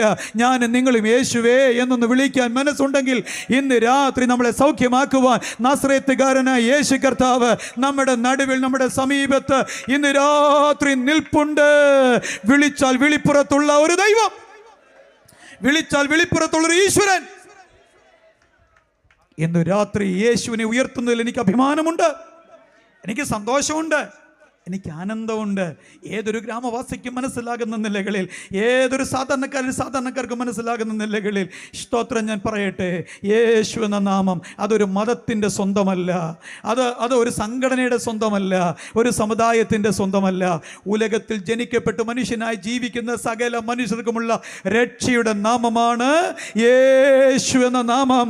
അത് പറഞ്ഞവിടെ നിർത്തി അടുത്ത ഭാഗത്തേക്ക് ഞാൻ വേഗം വരട്ടെ. മോശയുടെ ദൈവം പറയാം മരിക്കുമെന്ന് തൻ്റെ ഇടത്തോട് ചെന്നു. I am ready. സ്തോത്ര, ഞാൻ തയ്യാറാ കർത്താവേ, ഞാൻ റെഡിയാ കർത്താവേ, പേടിയില്ല. ഇന്ന് രാത്രി എത്ര പേർ മരണത്തെ പുച്ഛത്തോടെ നോക്കും, മരണത്തെ പുച്ഛത്തോടെ നോക്കും. അവിടെ നമ്മൾ വിടുവിക്കപ്പെടാൻ തുടങ്ങും, അവിടെ നമ്മൾ സൗഖ്യമാകാൻ തുടങ്ങും, അവിടെ നമ്മുടെ ജീവിതത്തിൽ ബലം കൈവരിക്കപ്പെടാൻ തുടങ്ങും. നമ്മൾ ചിലതിനെ ഭയക്കാൻ തുടങ്ങുമ്പോൾ ചിലത് നമ്മളെ ഓടിക്കാൻ തുടങ്ങും. എവിടെ ചെന്ന് നമ്മുടെ ഓട്ടം നിൽക്കും. ഞാൻ ഇങ്ങനെ ഒരു കൊച്ചു കഥ പറയാറുണ്ട്. ഒരിക്കൽ ഒരു കഴുകിനെ കുറച്ച് കാക്കകളെല്ലാം കൂടെ ഞോടാൻ തുടങ്ങി. അതിനെ കൊത്തി വലിക്കാനായിട്ട് വന്നു കുറച്ച് കാക്കകൾ. കഴുകിങ്ങനെ പയ്യെ ചാഞ്ഞും ചരിഞ്ഞും പറക്കാൻ തുടങ്ങി. അതിന് കൊത്തുകൊള്ളാതെ, കാക്കക്കൂട്ടത്തിൻ്റെ കൊത്തുകൊള്ളാതെ ചാഞ്ഞും ചരിഞ്ഞും പറന്ന് അത് പതിയെ അന്തരീക്ഷത്തിലേക്ക് ഉയരാൻ തുടങ്ങി. ഏറ്റവും ഉയരത്തിൽ പറക്കുന്നൊരു പക്ഷിയാണ് കഴുകെന്ന് പറയുന്നത്. അത് സ്തോത്രം, അതങ്ങനെ പറന്ന് കയറാൻ തുടങ്ങി. കാക്കക്കൂട്ടങ്ങൾ കുറേ ദൂരം ഇതിനെ അന്തരീക്ഷത്തിൽ ഇങ്ങനെ പിന്തുടരുകയാണ്. കുറേ കഴിഞ്ഞ് കഴുക് തിരിഞ്ഞു നോക്കുമ്പോൾ ഒരു കാക്ക പോലും തന്നൊപ്പമില്ല, ഒരു കാക്ക പോലും ഇല്ല. എന്നാ സംഭവിച്ചത്?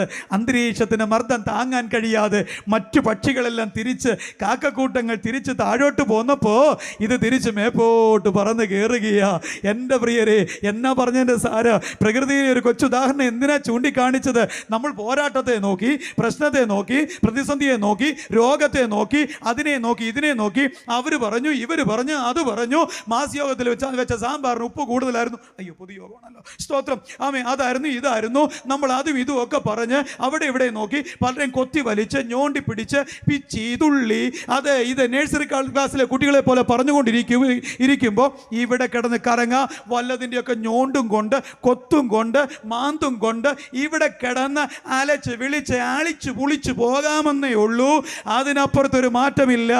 എന്നാൽ പ്രത്യാശയോടൊന്ന് പറക്കാൻ തുടങ്ങാമോ? വിശ്വാസത്തിൻ്റെ ചിറക്, പ്രത്യാശയുടെ ചിറക്, വിശ്വാസത്തിൻ്റെ ചിറക്, പ്രത്യാശയുടെ ചിറക്, അതിനെ ഒന്ന് ബലമുള്ളതാക്കിക്കേ. പതിയൊന്ന് പറക്കാൻ തുടങ്ങിക്കേ, ഒന്ന് ഉയരാൻ തുടങ്ങിക്കേ. എല്ലാറ്റിനും മറുപടി പറയാതെ, എല്ലാറ്റിനോടും പ്രതികരിക്കാതെ, എല്ലാറ്റിനും ഉത്തരം കൊടുക്കാൻ നിൽക്കാതെ, എല്ലാറ്റിനും കൂട്ടിച്ചോദിക്കാൻ നിൽക്കാതെ, നിന്റെ പ്രതിവാദവും ന്യായവും ബോധിപ്പിക്കാൻ നിൽക്കാതെ പതിയെ എൻ്റെ അഭിഷക്തന്മാരെ, എൻ്റെ പ്രിയപ്പെട്ടവരെ, ഒന്ന് പറക്കാൻ തുടങ്ങിക്കേ, ഒന്ന് ഉയരാൻ തുടങ്ങിക്കേ.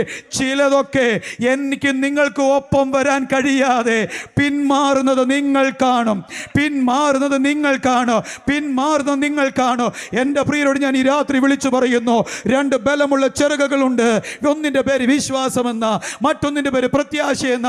അത് കാണാൻ തന്നിരിക്കുന്നതല്ല, അത് പറന്ന് പൊങ്ങാൻ തന്നിരിക്കുന്നതാണ്. അതൊന്ന് ഉപയോഗിച്ച് അങ്ങനെ നമ്മൾ പൊങ്ങുമ്പോൾ, ഈ കൂടാരത്തിൽ ജീവിക്കുമ്പോൾ നേരിടുന്ന ഏത് പ്രശ്നവും സാരമില്ല എന്നെണ്ണാൻ നമുക്ക് കഴിയും. സാരമില്ല എന്നെണ്ണാൻ കഴിയും. ചിരിച്ചുകൊണ്ട് നിൽക്കുന്നത് പ്രശ്നങ്ങളില്ലാഞ്ഞിട്ടാണോ? 10-18 വർഷമായി ഒരു സഭയിൽ ശുശ്രൂഷിക്കുന്നത് പ്രതിസന്ധികളില്ലാഞ്ഞിട്ടാണോ? പ്രശ്നങ്ങളില്ലാഞ്ഞിട്ടാണോ? പോരായ്മകളില്ലാഞ്ഞിട്ടാണോ? ഉണ്ടെന്നേ സ്തോത്രം. ഒരു സെൻട്രലിൻ്റെ ശുശ്രൂഷ വഹിക്കുന്ന ദേവദാസന്മാർക്കറിയാം, പ്രശ്നങ്ങളില്ലാഞ്ഞിട്ടാണോ? എല്ലാറ്റിനോടും നമ്മൾ പ്രതികരിക്കാൻ നിന്നാൽ നമുക്ക് പൊങ്ങാൻ പറ്റത്തില്ല. ഇന്ന് രാത്രി ഞാൻ പറയുന്നത്, ചില പ്രതികരണങ്ങൾ അവസാനിപ്പിക്കൂ, പറക്കാൻ ശ്രമിക്കൂ. സർവേശ്വരൻ കൂടെയുണ്ട്. നിർത്തട്ടെ അവിടെ. ശ്രദ്ധിക്കൂ, അഹരോൻ ധൈര്യത്തോടെ കയറി ചെന്നു. ഞാൻ തയ്യാറാണ്. ഹോർ പർവ്വതത്തിലേക്ക് അഹരോൻ പോകുന്നത്, അഹരോനെ തീ വിളിച്ചു, മോശെ വിളിച്ചതുപോലെ. പക്ഷെ അഹരോന്റെ കൂടെ ഏലിയേസർ എന്ന മൂത്ത മോനുണ്ട്, മോശയുണ്ട്. പക്ഷെ മോശയുടെ കൂടെ ആരും ഇല്ലായിരുന്നു. പർവ്വതത്തിന്റെ മുകളിൽ ചെന്ന്, ഹോർ പർവ്വതത്തിന്റെ മുകളിൽ ചെന്നപ്പോൾ അഹരോനോട് ദൈവം പറഞ്ഞു, മഹാപുരോഹിത വസ്ത്രം ഊര്. അത് ഊരി. എന്നിട്ട് പറഞ്ഞു, അത് ഏലിയേസറിനെ ധരിപ്പിക്ക്. ഏലിയേസറിനെ ധരിപ്പിച്ചു. അവിടെ അഹരോൻ തീർന്നു. അവിടെ അഹരോൻ മരിക്കപ്പെടുകയാ. 120-ാമത്തെ വയസ്സിൽ തിരിച്ചൊരു യാത്രയില്ലായിരുന്നു. ഇന്ന് രാത്രി എന്നെ കേൾക്കുന്നതോട് ഞാൻ പറയുകയാ, മോശ, അഹരോൻ കൂടാരം പൊളിയുമെന്ന് ദൈവം പറഞ്ഞിട്ടും, തിരിച്ച് നിനക്കൊരു യാത്രയില്ലെന്ന് പറഞ്ഞിട്ടും ധൈര്യത്തോടെ കയറി ചെന്നു. രണ്ട് കാലുകൾ തിരിച്ചൊരു മടക്കി യാത്ര, കുടുംബത്തിലേക്ക്, കൂട്ടുകാർക്കരിയിലേക്ക്, സമാഗമന കൂടാരത്തിലെ ശുശ്രൂഷയിലേക്ക്, ജനത്തിനെ പ്രഭുക്കന്മാരുടെ അരികിലേക്ക് ഇല്ലെന്നറിഞ്ഞിട്ടും കയറി ചെല്ലാൻ ഇടയായതെന്നാണ്. എൻ്റെ പ്രിയരെ, ദൈവവുമായുള്ള ആഴമായ ബന്ധം, അതാണ് ക്രിസ്തീയ പ്രത്യാശ. ബഹുമാനപ്പെട്ട പാസ്റ്റർ പറഞ്ഞതാണ്, അതാണ് മരണത്തിനും അപ്പുറമുള്ളത്. എൻ്റെ പ്രിയരെ, എൻ്റെയും നിങ്ങളുടെ മരണം കൊണ്ട് ജീവിതം അവസാനിക്കുകയല്ല, മറ്റൊന്നിലേക്കുള്ള വാതായനം തുറക്കപ്പെടുകയാണ്, മറ്റൊന്നിലേക്കുള്ള വഴി തുറക്കപ്പെടുകയാണ്. ഇന്ന് രാത്രി ഞാൻ നിങ്ങളിവിടെ കണ്ണടക്കേണ്ടി വന്നാൽ എവിടെ പോകുമെന്നുള്ളത് ഉറപ്പാക്കിയിരിക്കണം. ഈ സുവിശേഷ പ്രഭാഷണങ്ങളുടെ ഏറ്റവും പ്രധാനപ്പെട്ട കാര്യമെന്ന് പറയുന്നത്, ഈ ദൈവസഭ ആഗ്രഹിക്കുന്നത് തന്നെയാണ്, ഒരു കൂട്ടം ആൾക്കാരുടെ പേരുകൾ ഐത്തോട്ട് ദേശത്ത് ജീവന്റെ പുസ്തകത്തിൽ എഴുതപ്പെടണം. നിത്യജീവന്റെ ഓഹരിക്കാരായി ഒരു കൂട്ടം ആളുകൾ മാറ്റപ്പെടണം. അത് തന്നെയാണ് ബഹുമാനപ്പെട്ട പാസ്റ്റർ ജിബിൻ ജോൺസന്റെ, ഇവിടെയുള്ള ദൈവജനത്തിന്റെ, കൂടിയിരിക്കുന്ന സകലരുടെയും ആഗ്രഹം. ആയതിന് നമ്മൾ എന്നാ ചെയ്യേണ്ടത്, എന്താ അറിയേണ്ടത്? വചനങ്ങൾ പലത് വായിക്കാനുണ്ട്, എങ്കിലും വേഗത്തിൽ ചെറുന്ന് ഓടിച്ചു വിട്ട് പറഞ്ഞവസാനിപ്പിക്കട്ടെ. 2 കൊരിന്ത്യർക്ക് എഴുതിയ ലേഖനം 5-ാം അധ്യായം 1 മുതൽ 10 വരെയുള്ള വാക്യങ്ങൾ വീട്ടിൽ പോയി വായിച്ചാൽ മതി, സമയപരിമിതി കൊണ്ട് വായിക്കുന്നില്ല. ശ്ലീഹ പൗലോസ് പറഞ്ഞു തുടങ്ങുന്നു, കൂടാരമായ ഞങ്ങളുടെ ഭൗമഭവനം അഴിഞ്ഞു പോയാൽ കൈപ്പണിയല്ലാത്തതാ എന്ന് വെച്ചാൽ ദൈവനിർമ്മിതമായ ദൈവദാനമായ ഒരു കെട്ടിടം ഞങ്ങൾക്ക് എവിടെയുണ്ട്? സ്വർഗത്തിലുണ്ട്. പത്രോസ് പറയുന്നു കൂടാരം പൊളിയാൻ പോവുകയാണ്. പൗലോസും പറയുന്നു ഈ കൂടാരം എന്നാ ചെയ്യാൻ പോകുക? അഴിയാൻ പോകുക. ഈ കൂടാരം പൊളിയാൻ പോകുക. എന്നെ കേൾക്കുന്ന ദേശനിവാസികളെ, ഞാൻ നിങ്ങൾ താമസിക്കുന്ന ശരീരമെന്ന കൂടാരം ഈ ഈശ്വരന്റെ മന്ദിരമാണ്, ഈ ഈശ്വരന്റെ ആലയമാണ്. ഹൃദയമാകുന്ന ശ്രീകോവിലിൽ വാഴേണ്ട സർവേശ്വരനായ ദൈവം തമ്പുരാനെ അവിടേക്ക് പ്രതിഷ്ഠിക്കാൻ എനിക്ക് നിങ്ങൾക്ക് കഴിയുന്നില്ല എങ്കിൽ ഈ ലോകത്തിൽ വന്ന് പിറന്ന് ജീവിച്ച് പോയതുകൊണ്ട് യാതൊരു അർത്ഥവുമില്ല. മനുഷ്യ ജീവിതം അർത്ഥവത്താകുന്നത് എവിടെയാണ്? കാണേണ്ട കർത്താവിനെ, സർവേശ്വരനെ കണ്ടുമുട്ടി ജീവിതം കർത്താവിനായി സമർപ്പിക്കപ്പെടുന്ന ഇടത്താണ് ഒരു മനുഷ്യന്റെ ജീവിതം അർത്ഥവത്തായി തീരുന്നത്. പണം ഉണ്ടാക്കുമ്പോഴല്ല, വലിയ വീട് വെക്കുമ്പോഴല്ല, വലിയ ജോലി സമ്പാദിക്കുമ്പോഴല്ല, ഉന്നത ജീവിത വിജയങ്ങൾ കൈവരിക്കുമ്പോഴല്ല ഒരു മനുഷ്യൻ സക്സസ് ആകുന്നെന്ന് പറയുന്നത്. അവൻ്റെ പ്രൊഫഷനിൽ, അവൻ്റെ ജോലിയിൽ, അവൻ്റെ ജീവിതത്തിൽ അവൻ സക്സസ് ആയി, അത് നമ്മൾ നിഷേധിക്കുന്നില്ല, അത് സത്യമായ കാര്യമാണ്. എന്നാൽ സകല ലോകത്തെക്കാളും വിലയേറിയ ഒരു ആത്മാവ് ഉള്ളിൽ വഹിക്കുന്ന മനുഷ്യൻ അവൻ്റെ സർവേശ്വരനെ, സിസ്റ്റാവിനെ കണ്ടുമുട്ടുമ്പോഴാണ് വാസ്തവത്തിൽ ഒരു മനുഷ്യൻ്റെ ജീവിതം സക്സസ് ആയി എന്ന് എനിക്ക് നിങ്ങൾക്ക് പറയാൻ കഴിയുന്നത്.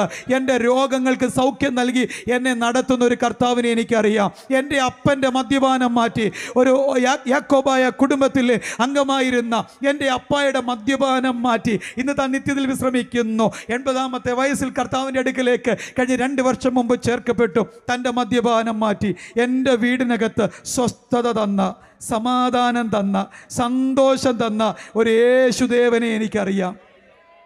ഒത്തിരി വാതിലുകൾ മുട്ടി, തീർത്ഥാടന യാത്രകൾ നടത്തി, കാണിക്കകൾ അർപ്പിച്ചു, നേർച്ച കാഴ്ചകൾ നടത്തി, ചെയ്യാത്ത കാര്യങ്ങളൊന്നുമില്ല.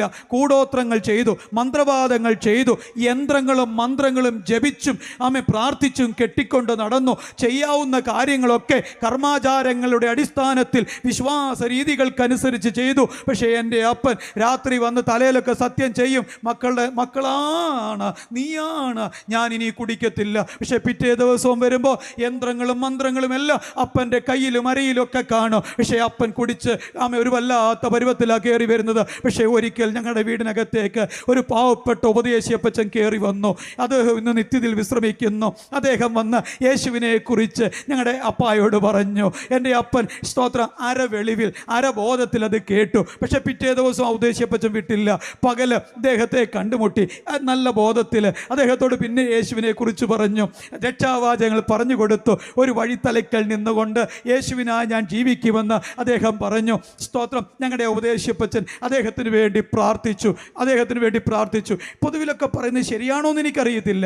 ബൈബിളിൻ്റെ ദൈവശാസ്ത്രവും ആ കാര്യത്തിൽ എത്രത്തോളം ഉണ്ടെന്നതിൻ്റെ ഭാഷ എനിക്കറിയത്തില്ല. ഞാൻ വന്ന് വല്ലാത്ത എന്തെങ്കിലും പറഞ്ഞു പോയെന്നാരും പറയുകയും ചെയ്യില്ല.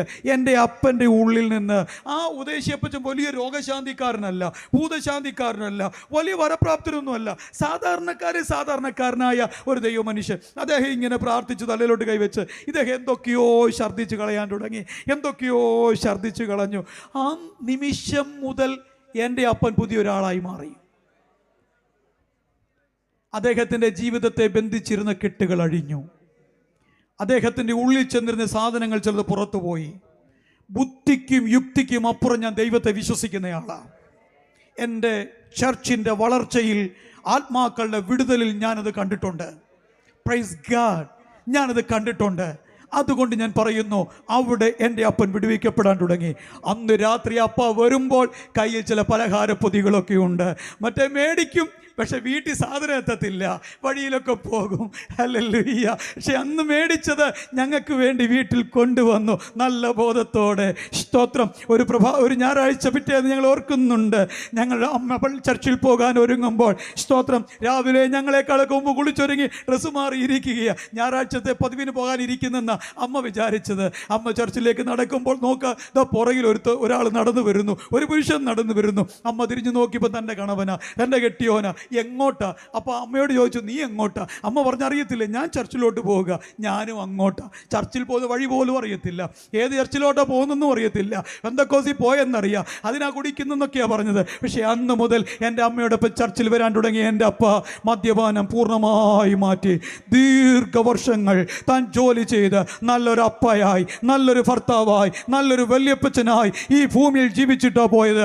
ഐത്തോട്ടുവ ദേശത്ത് സമാധാനമില്ലാത്ത ഏതെങ്കിലും കുടുംബങ്ങൾ, സ്വസ്ഥതയില്ലാത്ത ഏതെങ്കിലും കുടുംബങ്ങൾ, വിടുതലില്ലാത്ത ഏതെങ്കിലും കുടുംബങ്ങൾ, രോഗികളായി ഭാരപ്പെടുന്ന കുടുംബങ്ങൾ, സമാധാനമില്ലാത്ത കുടുംബങ്ങൾ ഞങ്ങളെ കേൾക്കുന്നുണ്ടെങ്കിൽ എൻ്റെ പ്രിയരെ, അത് നൽകാൻ ഒരു വഴിയുണ്ട്, അത് നൽകാൻ ഒരു മാർഗമുണ്ട്. 5 പൈസയുടെ ചെലവില്ലാതെ യേശുവേ എന്നൊന്ന് വിളിക്കാൻ ഈ രാത്രി എനിക്ക് നിങ്ങൾക്ക് മനസ്സുണ്ടെങ്കിൽ സൗജന്യമായി രക്ഷ തന്ന് നമ്മുടെ വീടിനകത്ത് വന്ന് നമ്മുടെ ഈ കൂടാരം അഴിഞ്ഞു മാറും മുമ്പ്, പൊളിഞ്ഞു മാറും മുൻപ് നമ്മെ സഹായിക്കാൻ കഴിയുന്ന ഒരു രക്ഷകനും വീണ്ടെടുപ്പുകാരനുമായ യേശു കർത്താവ് ഇന്ന് രാത്രി ഇവിടെ ആഗതനായിട്ടുണ്ട്. പ്രിയരേ, ഇതൊരു മതപ്രഭാഷണമല്ല, ഇതൊരു വിശ്വാസ മാർഗത്തിൻ്റെ ചൂണ്ടിക്കാണിക്കലാണ്. ഒരു വഴിയെക്കുറിച്ച് ഞങ്ങളൊന്ന് സംസാരിക്കുകയാണ്. നിങ്ങൾക്ക് ഏത് വേണമെങ്കിലും തിരഞ്ഞെടുക്കാം. ഒരു തിരഞ്ഞെടുപ്പ് കഴിഞ്ഞു. നമ്മൾ ഇഷ്ടമുള്ള, നമ്മൾ വിശ്വസിക്കുന്ന പ്രത്യയശാസ്ത്രത്തിൻ്റെ പാർട്ടിക്കാർക്ക് നമ്മൾ വോട്ട് ചെയ്തു. അത് നമ്മുടെ ചോയ്സ് ആയിരുന്നു, അത് നമ്മുടെ തിരഞ്ഞെടുപ്പായിരുന്നു. അതിനെ ചോദ്യം ചെയ്യാൻ ആർക്കും കഴിയില്ല. അതുപോലെ നിങ്ങൾക്ക് വേണമെങ്കിലാകാം, വേണ്ടെങ്കിൽ വേണ്ട, അതിനപ്പുറത്ത് മറ്റൊന്നില്ല. പക്ഷേ രക്ഷയ്ക്കുള്ള ഒരേ ഒരു വഴി എന്ന് പറയുന്നത്, ഏക വഴി എന്ന് പറയുന്നത്, പല വഴികളിൽ ഒരു വഴിയല്ല, ഇത് മാത്രം ഏക വഴി. യേശു ക്രിസ്തു എന്ന വഴിയിലൂടെ അല്ലാതെ ഒരു മനുഷ്യന് നിത്യജീവനിലേക്ക് ചെല്ലുന്നില്ല. പൗലോസ് ശ്ലീഹ വളരെ കൃത്യമായി പറയുന്നു, ഈ കൂടാരം അഴിഞ്ഞാൽ സ്വർഗത്തിൽ ഞങ്ങൾക്കൊരു വീടുണ്ട്. ഇന്ന് രാത്രി എന്നെ കേൾക്കുന്ന വിശ്വാസ സമൂഹമേ, നമ്മൾ ബലപ്പെടുത്തേണ്ടത് ഈ മൺകൂടാരത്തെ അല്ല, നമ്മൾ ശക്തിപ്പെടുത്തേണ്ടത് ഈ മൺകൂടാരത്തെ അല്ല. ഇതിനെ വൃത്തിക്ക് സൂക്ഷിക്കേണ്ടെന്നല്ല പറയുന്നത്, കുളിക്കുകയും നനയ്ക്കുകയും ചെയ്യേണ്ടെന്നല്ല പറയുന്നത്, അല്പം സ്പ്രേ ഒക്കെ അടിക്കേണ്ടെന്നല്ല പറയുന്നത്.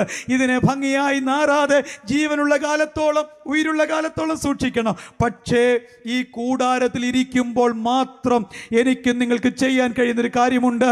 നിത്യകൂടാരത്തെ ബലപ്പെടുത്തുക, നിത്യകൂടാരത്തെ ശക്തിപ്പെടുത്തുക, അവിടെ ചെല്ലും എന്നുള്ള ഉറപ്പ് നമ്മൾ വരുത്തുക. അത് ഈ ആയുസ്സിൽ മാത്രം ചെയ്യാൻ പറ്റുന്ന കാര്യമാണ്. കഴിഞ്ഞ 2 വർഷവും എൻ്റെ അപ്പ നിത്യത്തിലേക്ക് ചേർക്കപ്പെടുമ്പോൾ എൻ്റെ ഇളയ മാവി താൻ ഇന്നും ജാക്കോബിറ്റ് വിശ്വാസത്തിലാണ്. എൻ്റെ അപ്പ മരിച്ചതിൻ്റെ 1-ാം വർഷം ജൂൺ മാസം ആ സമയത്തിന് ഒരാഴ്ച മുമ്പ് എന്നെ എൻ്റെ മാവി വിളിച്ചിട്ട് ചോദിച്ചു, ഷിബു മോനെ, ഒരാണ്ട് പ്രാർത്ഥന നടത്തണ്ടേ? ആണ്ട് പ്രാർത്ഥന ഒക്കെ ചെയ്യണ്ടേ? കുർബാനയൊക്കെ അർപ്പിക്കണ്ടേ? കുദാശയൊക്കെ ചൊല്ലണ്ടേ? ഞാൻ പറഞ്ഞു, എൻ്റെ അമ്മാമേ, എൻ്റെ അപ്പ മരിച്ചു, എത്തേണ്ടിടത്തെത്തി, അന്ന് ചെയ്യേണ്ടതെല്ലാം ചെയ്തു, അവിടെ കൊണ്ട് തീർന്നു. എൻ്റെ അപ്പായെ ഞങ്ങൾ ഓർക്കുന്നുണ്ട്. ആ സ്നേഹം, ആ കരുതൽ, ആ ശുശ്രൂഷകൾ, ഞങ്ങൾക്ക് വേണ്ടി പ്രാർത്ഥിച്ചത്. എനിക്ക് രോഗം വന്നപ്പോൾ കൊട്ടാരക്കര തൃക്കണ്ണോങ്കൽ ചർച്ചിൽ പ്രസംഗിച്ചിട്ട് ഞാൻ വീട്ടിൽ ചെല്ലുക രാത്രി 2 മണിക്ക്. അന്ന് ലേറ്റായി, ആളുകൾക്ക് വേണ്ടിയൊക്കെ പ്രാർത്ഥിച്ചിട്ട് വീട്ടിൽ ചെന്ന് ലേറ്റായി. സ്തോത്രം. 2 മണിക്ക് സ്തോത്രം എൻ്റെ വീടിൻ്റെ പ്രാർത്ഥനാ മുറിക്കകത്ത് ഒരു ഞരക്കം. അമ്മ വന്ന് വാതിൽ തുറന്ന് ഞാൻ അകത്ത് കയറി. ഒരു ഞരക്കം. ഞാൻ ചോദിച്ചു, ആരാ? അപ്പം പ്രാർത്ഥിക്കുക. ഞാൻ പെയ്യെ ചെവി ഓർക്കുമ്പോൾ അപ്പാടെ ഒരു പ്രാർത്ഥന.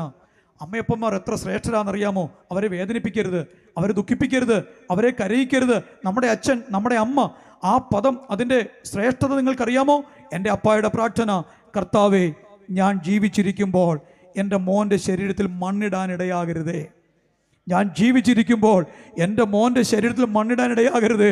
മരിക്കുന്നിടം വരെ എൻ്റെ അപ്പ പ്രാർത്ഥിക്കുമായിരുന്നു. അത് കഴിയുമ്പോൾ ഇട്ടോട്ടെന്നല്ല പ്രാർത്ഥനയുടെ അർത്ഥം. പക്ഷെ അദ്ദേഹം പറയുന്നു, എനിക്കത് കാണണ്ട. ഹാഗർ പറഞ്ഞതുപോലെ കുട്ടിയുടെ മരണം എനിക്ക് കാണണ്ട. അപ്പൻ്റെ പ്രാർത്ഥനയാ. ഞാൻ ഇന്ന് ആ പ്രാർത്ഥനയുടെയൊക്കെ ബലം അറിയുന്നുണ്ട്. ഇപ്പോഴും അപ്പായെ ഓർക്കുന്നുണ്ട്. അപ്പാടെ ആ പ്രാർത്ഥന എത്ര ശ്രേഷ്ഠമായിരുന്നു. ഞാൻ ജീവിച്ചിരിക്കുമ്പോൾ മണ്ണിടാനിടയാകരുത്. അച്ഛനമ്മമാർ എത്ര ശ്രേഷ്ഠരാണെന്നറിയാമോ? അവരെ വേദനിപ്പിക്കരുത്, അവരുടെ കണ്ണ് നിറയ്ക്കരുത്. ഞാൻ മുമ്പേ പറഞ്ഞതുപോലെ ഏത് വിശ്വാസത്തിലും ഏത് മതത്തിലും പെട്ട ആളുകളായിരിക്കട്ടെ, മാതാപിതാക്കളെ ദുഃഖിപ്പിക്കരുത്, അവരെ കരയിക്കരുത്, അവരെ വേദനിപ്പിക്കരുത്. അവർ ശ്രേഷ്ഠരാണ്. അവരെ ബഹുമാനിക്കണം, അവരെ ആദരിക്കണം, അവർക്ക് ചെയ്യേണ്ടത് ചെയ്യണം. എന്നാൽ എന്നെ കേൾക്കുന്ന എൻ്റെ പ്രിയോട് ഞാൻ പറഞ്ഞു വരുന്നതിൻ്റെ സാരം ഇതത്രേ: നമ്മുടെ ഈ മൺകൂടാരം ഏത് സമയമാണ് പൊളിയുന്നത്, അഴിയുന്നത് എന്ന് നമുക്കറിയത്തില്ല. എന്നാൽ എപ്പോൾ പൊളിഞ്ഞാലും എപ്പോൾ അഴിഞ്ഞാലും ഞാനും നിങ്ങൾ ചെന്ന് ചേരേണ്ടത് നിത്യഭവനത്തിലാണ്. കൂദാശകൾക്കോ ഒപ്പീസുകൾക്കോ കുർബാനകൾക്കോ ആണ്ടുപ്രാർത്ഥനകൾക്കോ ആണ്ടോർമ്മകൾക്കോ മരിച്ചുപോയ ഒരാളെയും നിത്യതയിൽ കയറ്റാൻ കഴിയത്തില്ല, ദൈവരാജ്യത്തിൽ എത്തിക്കാൻ കഴിയത്തില്ല.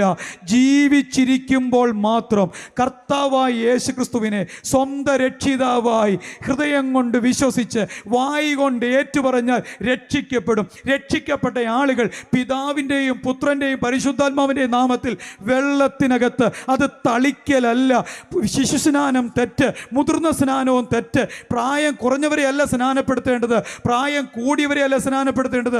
വിശുദ്ധ ബൈബിൾ പറയുന്നു, പൂർണ്ണ ഹൃദയത്തോടെ വിശ്വസിക്കുന്നവരെയാണ് സ്നാനപ്പെടുത്തേണ്ടത്. ശരിയായ സ്നാനം എന്ന് പറയുന്നത് വിശ്വാസ സ്നാനമാണ്. രക്ഷിക്കപ്പെട്ട ഒരു വ്യക്തി സ്നാനപ്പെട്ടേ മതിയാവുകയുള്ളൂ. അതിന് ദൈവം വെച്ചിരിക്കുന്ന സംവിധാനമാണ് സഭ എന്ന സംവിധാനം. ഈ സ്ഥാപനത്തിനകത്തൂടെ കയറി ഇറങ്ങാതെ ദൈവരാജ്യത്തിൽ ചെല്ലാൻ പറ്റത്തില്ലപ്പാ. അങ്ങനെ ആർക്കെങ്കിലും തോന്നുന്നെങ്കിൽ തെറ്റിപ്പോയി. ഈ സ്ഥാപനത്തിലൂടെ കയറി ഇറങ്ങാതെ സ്വർഗരാജ്യത്തിൽ ചെല്ലാൻ പറ്റില്ല. ഒരു മെഡിക്കൽ കോളേജിൽ പോയി പഠിക്കാതെ ഒരാൾക്ക് ഡോക്ടറാകാൻ പറ്റില്ല. ഒരു എഞ്ചിനീയറിംഗ് കോളേജിൽ പോയി പഠിക്കാതെ പുറത്ത് ഒരു നല്ല ജോബിലേക്ക് കയറാൻ പറ്റത്തില്ല. ഇതുപോലെ തന്നെ ഞാൻ നിങ്ങളെ സഭ എന്ന സ്ഥാപനത്തിലൂടെ അതിൻ്റെ അച്ചടക്കങ്ങളിലൂടെ നിഷ്ഠകളിലൂടെ പോകാത്തിടത്തോളം കാലം ദൈവരാജ്യത്തിൽ ചെല്ലാൻ കഴിയത്തില്ല. മറക്കരുത്. സ്തോത്രം. ജീവിച്ചിരിക്കുമ്പോൾ മാത്രം സാധിക്കുന്ന കാര്യമാണ്. മരണശേഷം ആരൊക്കെ എന്നെ ചെയ്താലും ഒരാൾക്കും സ്വർഗത്തിൽ പോകാൻ പറ്റത്തില്ല. സ്വർഗം പറഞ്ഞ് മോഹിപ്പിച്ചും നരകം പറഞ്ഞ് പേടിപ്പിച്ചും ഒരാളെയും വിശ്വാസത്തിൽ കൊണ്ടുവരാൻ ഞങ്ങൾക്ക് താല്പര്യമില്ല. എന്നാൽ ഇന്ന് രാത്രി വളരെ കൃത്യതയോടെ ബൈബിൾ പറയുന്നു, കർത്താവായ യേശു ക്രിസ്തു എന്ന ദൈവത്തിൻ്റെ പുത്രൻ മനുഷ്യവേഷമെടുത്ത് സ്ത്രീയുടെ സന്തതിയായി ഭൂമിയിൽ എൻ്റെ പാപങ്ങൾക്ക് വേണ്ടി വന്ന് ജനിച്ച് കാൽവറിയിൽ എൻ്റെ പാപങ്ങൾക്ക് വേണ്ടി മരിച്ച് അടക്കപ്പെട്ട് ഉയർത്തെഴുന്നേറ്റു എന്ന് ഞാൻ വിശ്വസിക്കുന്നു. എൻ്റെ പാപങ്ങൾ, എൻ്റെ ശാപങ്ങൾ യേശുവിൻ്റെ മരണം നിമിത്തം മാറിയിരിക്കുന്നു. ആ വന്ന വിശ്വാസം വായി കൊണ്ട് ഏറ്റുപറയണം. എന്ത്? കർത്താവായ യേശു ക്രിസ്തു എൻ്റെ രക്ഷകനാണ്, എൻ്റെ കർത്താവാണ്. അത് വായി കൊണ്ട് ഏറ്റുപറയണം. അത്രയും ചെയ്യുമ്പോൾ ഒരു ചെലവുമില്ല, രക്ഷിക്കപ്പെട്ട് കഴിഞ്ഞു.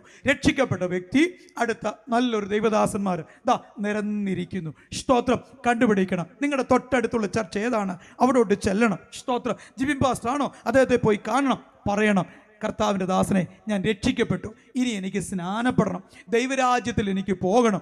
അദ്ദേഹം നിങ്ങളെ വെള്ളമുള്ളൊരു സ്ഥലത്ത് കൊണ്ടുപോയി പൂർണ്ണ ഹൃദയത്തോടെ വിശ്വസിക്കുന്നതിനാൽ പിതാവിൻ്റെയും പുത്രൻ്റെയും പരിശുദ്ധാത്മാവിൻ്റെയും നാമത്തിൽ സ്നാനപ്പെടുത്തുന്ന ആളുകൾ പിന്നെ എന്താ ചെയ്യേണ്ടത്? അവിടെ നിൽക്കുകയല്ല, വന്നിടത്തോട്ട് തിരിച്ചു പോകുകയല്ല. പിന്നെ പോകേണ്ട ഒരിടമുണ്ട്. കൂട്ടായ്മക്കാരെവിടെയാണ്, പ്രാർത്ഥിക്കുന്നവരെവിടെയാണ്, അവിടേക്ക് ചെല്ലണം. അവിടേക്ക് ചെന്നാൽ എന്താണ് സംഭവിക്കുന്നത്? മരണഭയം മാറും. കല്ലറ കൊണ്ട് അവസാനിക്കാത്ത, മരണം കൊണ്ട് തീരാത്ത ഒരു നിത്യപ്രത്യാശയുടെ ഉടമസ്ഥരായി മാറും. അപ്പോഴാണ് നമ്മൾ പൗലോസിനെ പോലെ പറയുന്നത്, എൻ്റെ പ്രാണനെ ഞാൻ വിലയേറിയതായി എണ്ണുന്നില്ല. അപ്പോഴാ പത്രോസിനെ പോലെ പറയുന്നത്, ഈ കൂടാരം പൊളിയുന്നെങ്കിൽ പൊളിയട്ടെ, എനിക്ക് സാരമില്ല. അപ്പോഴാ പൗലോസിനെ പോലെ പറയുന്നത്, ഈ കൂടാരം അഴിഞ്ഞാലും സ്വർഗത്തിൽ എനിക്കൊരു വീടുണ്ട്. ഇന്ന് രാത്രി എന്നെ കേട്ടുകൊണ്ടിരിക്കുന്ന സകല പ്രിയരോടുമായി എളിയദാസൻ പറയുന്നു, ഈ കൂടാരത്തിൽ ഇരിക്കുമ്പോൾ സ്വർഗീയ ഭവനത്തെ ബലപ്പെടുത്തിക്കോണോ. ഇതിന് പുട്ടിയിടുന്നത് നല്ലതാ, ഇതിനു വേണ്ടി ആഹാരം കൊടുക്കുന്നത് നല്ലതാ. പക്ഷേ ഇത് നമ്മളെ പാപത്തിലേക്ക് കൊണ്ടുപോകരുത്. ഈ കൂടാരം നമ്മളെ ശാപത്തിലേക്ക് കൊണ്ടുപോകരുത്. ഈ കൂടാരം നമ്മളെ എത്ര നോക്കിയാലും രോഗികളാക്കി തീർക്കുന്നതാണ്. കഴിക്കുന്നത്, കുടിക്കുന്നത്, ശ്വസിക്കുന്നത് എല്ലാം നമ്മെ രോഗികളാക്കിക്കൊണ്ടിരിക്കുന്ന ഒരു കാലത്തിൽ ജീവിക്കുമ്പോൾ എൻ്റെ പ്രിയരോട് പറയുന്നു, രോഗങ്ങളില്ലാത്ത, പ്രശ്നങ്ങളില്ലാത്ത, പ്രതിസന്ധികളില്ലാത്ത ഒരു നിത്യ കൂടാരം എനിക്കും നിങ്ങൾക്കുമായി ഒരുങ്ങപ്പെട്ടുകൊണ്ടിരിക്കുന്നു. അതാ പാട്ടുകാരനപ്പച്ചൻ പാടിയത്, മേഘം പൊങ്ങിക്കാണുന്നേ നിത്യ കൂടാരത്തിൽ ചേരാറായി, ആശപാശമാകും കുറ്റികൾ മുറ്റുമായി അറുത്തു നീക്കണം. സ്തോത്ര. അതാ പാട്ടുകാരൻ പാടിയത്, പോകണം ഒരു നാൾ കൂടാരം വിട്ടുന്ന പരദേശവാസികളെ. എത്രയെത്ര പാട്ടുകളാ എടുത്തു പറയാനുള്ളത്, എത്രയെത്ര പാട്ടുകളാ ജോജി പാസ്റ്റർ, ഈ ദൈവദാസന്മാരും പ്രിയപ്പെട്ടവരൊക്കെ പാടുന്നത്.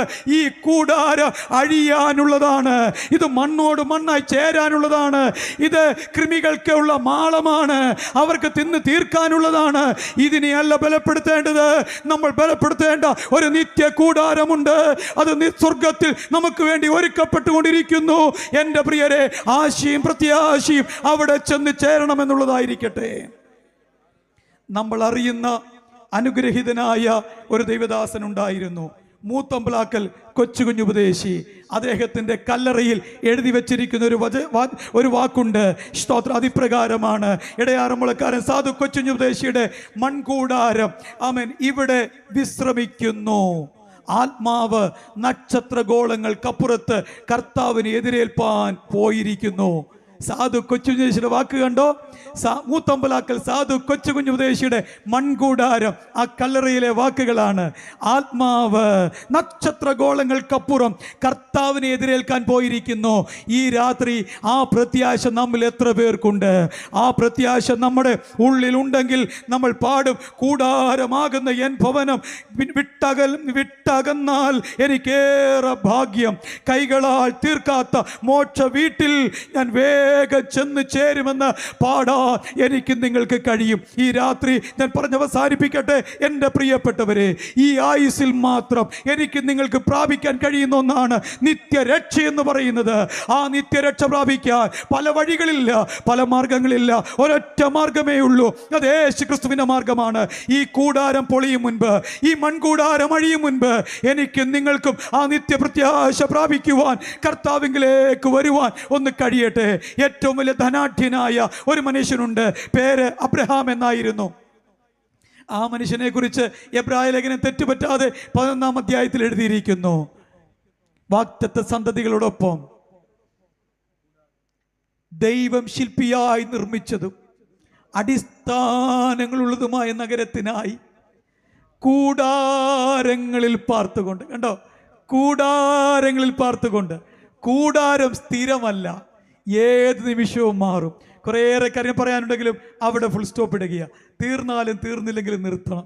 സ്തോത്രം. അതാണ് സമയബന്ധിത കൂട്ടായ്മകളുടെ അതുകൊണ്ടുള്ള ഉദ്ദേശങ്ങളൂടെ ഞാൻ പറഞ്ഞു നിർത്തട്ടെ. സ്തോത്രം. എൻ്റെ പ്രിയപ്പെട്ടവരെ, കൂടാരം അഴിഞ്ഞു പോകും, കൂടാരം ഏത് നിമിഷവും നീങ്ങും. എന്നാൽ നീങ്ങാത്തത്, മാറാത്തത് സ്വർഗത്തിൽ സ്ഥിരമായിരിക്കുന്ന കെട്ടിടമാണ്. അങ്ങനൊരു കെട്ടിടം എനിക്ക് ഒരുക്കപ്പെടുന്നു. ഞാൻ അവിടെ ചെന്ന് ചേരും. ചിലപ്പോൾ ക്യാൻസർ നിമിത്തമായിരിക്കും, ചിലപ്പോൾ ആക്സിഡൻറ്റിലൂടെ ആയിരിക്കും, ചിലപ്പോൾ മറ്റേതെങ്കിലും രോഗത്തിലൂടെ ആയിരിക്കും, ചിലപ്പോൾ അറ്റാക്കിലൂടെ ആയിരിക്കും. പ്രായഭേദമന്യേ എത്ര പേരാ പോയിക്കൊണ്ടിരിക്കുന്നത്, എത്രയോ കുഞ്ഞുങ്ങളെ കുഴഞ്ഞു വീണ് മരിച്ചുകൊണ്ടിരിക്കുന്നത്. പണ്ടൊക്കെ പ്രായമുള്ളവർ പോകുമായിരുന്നു, പക്ഷെ ഇപ്പം പ്രായമൊന്നും ഒരു തടസ്സമല്ല. ഏതൊരാളും ഏത് നിമിഷവും എപ്പോൾ വേണമെങ്കിലും ലോകം വിട്ടു പോകാം. പക്ഷേ ഈ ലോകം വിടും മുമ്പ്, നമ്മുടെ കണ്ണ് തിരുമി അടയ്ക്കും മുൻപ് ആ നിത്യ കൂടാരത്തിൽ ചെല്ലണമെന്നുള്ള ബോധ്യം, ഉറപ്പ് എത്ര പേർ കൈവരിച്ചിട്ടുണ്ട്? ഇന്ന് രാത്രി നമ്മളിലേക്ക് ഒരു ആത്മപ്രത്യാശ വ്യാപരിക്കട്ടെ, നമ്മിലേക്ക് പ്രത്യാശയുടെ ധൈര്യവും ശക്തിയും വ്യാപരിക്കട്ടെ. മരണത്തെ കണ്ടുകൊണ്ട് പിതാക്കന്മാർ പറഞ്ഞ വാക്കുകളൊക്കെ എനിക്ക് പറയണമെന്നുണ്ട്. സ്തോത്രം. പൗലോസിൻ്റെ വാക്കുകളുണ്ട്, ഞാൻ പാനീയ യാഗമായി ഒഴിക്കപ്പെടുന്നു. തനിക്കറിയാമായിരുന്നു തീരാൻ പോകുക, കൂടാരം പൊളിയാൻ പോകുക. അടുത്ത പ്രവാചകനെ തേടിയില്ല, അടുത്ത ആളുകളെ തേടിയില്ല. നിരവധി വാക്യങ്ങൾ വായിക്കാനുണ്ടെങ്കിൽ ഇവിടെ നിർത്തുകയാണ്. സ്തോത്രം. അടുത്ത മാർഗം അന്വേഷിച്ചില്ല. യേശു കർത്താവിന് അറിയാമായിരുന്നു കൂടാരം പൊളിയാൻ പോകുകയാ, കൂടാരം അഴിയാൻ പോകുകയാ. ശിഷ്യഗണങ്ങൾക്ക് സൂചന കൊടുത്തു, ഇടയനെ വെട്ടും, ആടുകൾ ചിതറും. സ്തോത്രം. ഗത്സമനയിലെ പ്രാർത്ഥനയിൽ നൊന്തു പറഞ്ഞു, കഴിയുമെങ്കിൽ ഒന്ന് നീക്കിത്ത പാനപാത്രം, പക്ഷെ വേഗം തിരുത്തി, എന്നെ നിങ്ങളെ ഓർത്ത് എൻ്റെ ഇഷ്ടമല്ല അവിടുത്തെ ഇഷ്ടം നടക്കട്ടെ. ഇന്ന് രാത്രി എന്നെ കേൾക്കുന്നവരെ, കാലം മുൻപിൽ അധികമില്ല, സമയം മുൻപിൽ അധികമില്ല. ഏത് നിമിഷവും നമ്മുടെ ഒടുക്കത്തെ ശത്രു നമ്മുടെ അരികിൽ വരാം, അല്ലെങ്കിൽ കർത്താവിൻ്റെ വരവ് സംഭവിക്കാം. രണ്ട് കാര്യങ്ങളിൽ ഒന്ന് സുനിശ്ചയമാണ്, ഒന്നുകിൽ നമ്മുടെ മരണം അല്ലെങ്കിൽ കർത്താവിൻ്റെ വരവ്. ഇതിൽ രണ്ടിൽ ഏതെങ്കിലും ഒന്ന് ഉറപ്പിക്കപ്പെട്ട കാര്യമാണ്. ഒന്നുകിൽ പുനരുത്ഥാനം, പാസ്റ്റർ പറഞ്ഞ പോലെ, ഒന്നുകിൽ പുനരുത്ഥാനം അല്ലെങ്കിൽ രൂപാന്തരം. ഇതിൽ രണ്ടിൽ ഏതെങ്കിലും ഒന്ന് കിട്ടാതെ കർത്താവിനോടൊപ്പമായിരിക്കത്തില്ല.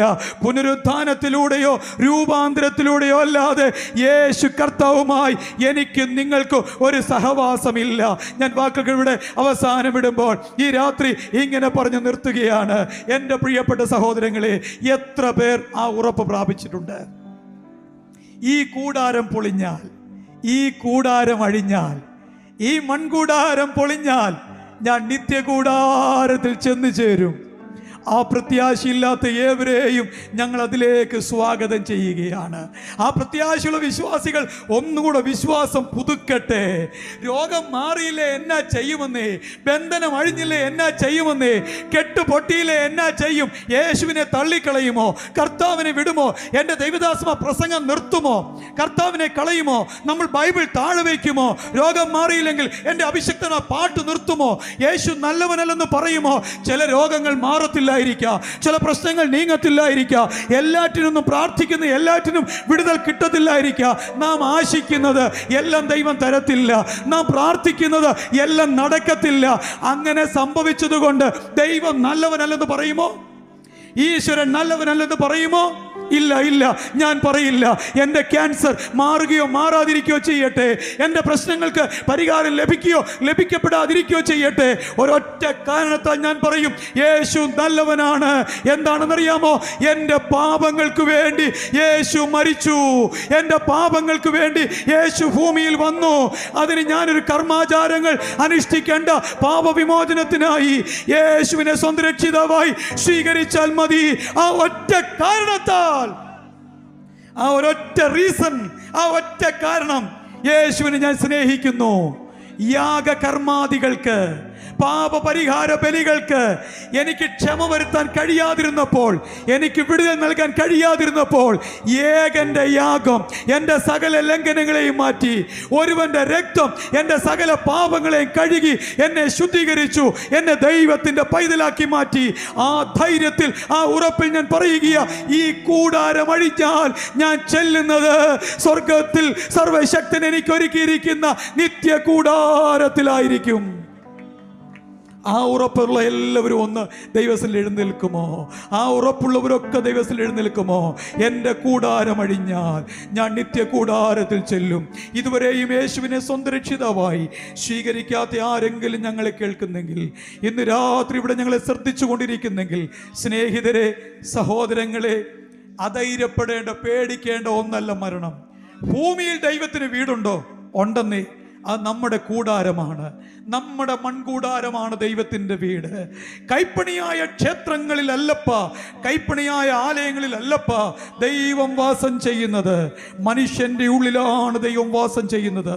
സഹോദരനെ സഹോദരനായി കാണുമ്പോൾ, ഭാര്യ ഭർത്താവിനെ സ്നേഹിക്കുമ്പോൾ, ഭർത്താവ് ഭാര്യയെ സ്നേഹിക്കുമ്പോൾ, മാതാപിതാക്കൾ കുഞ്ഞുങ്ങളെ സ്നേഹിക്കുമ്പോൾ, കുഞ്ഞുങ്ങൾ അച്ഛനമ്മമാരെ ബഹുമാനിക്കുമ്പോൾ, സഹോദരങ്ങളെ സ്നേഹിക്കുമ്പോൾ, ബഹുമാനിക്കുമ്പോൾ, സമൂഹത്തിൽ നല്ല പൗരന്മാരായി ജീവിക്കുമ്പോൾ, ജാതി, മത, വർഗ, വർണ്ണ വ്യത്യാസമന്യേ നമ്മൾ മറ്റുള്ളവരെ മനുഷ്യനായി കണ്ട് മറ്റുള്ളവരെ സ്നേഹിക്കുമ്പോൾ, കരുതുമ്പോൾ, ബഹുമാനിക്കുമ്പോൾ, സകല മനുഷ്യന്റെയും വിവിധ നിറത്തിലുള്ള ത്വക്കിനടിയിലുള്ള നരമ്പുകളിലൂടെ, നരമ്പുകളിലൂടെ ഒഴുകുന്ന രക്തത്തിന്റെ നിറം ഒന്നാണെന്ന് മനസ്സിലാക്കുന്നവർ,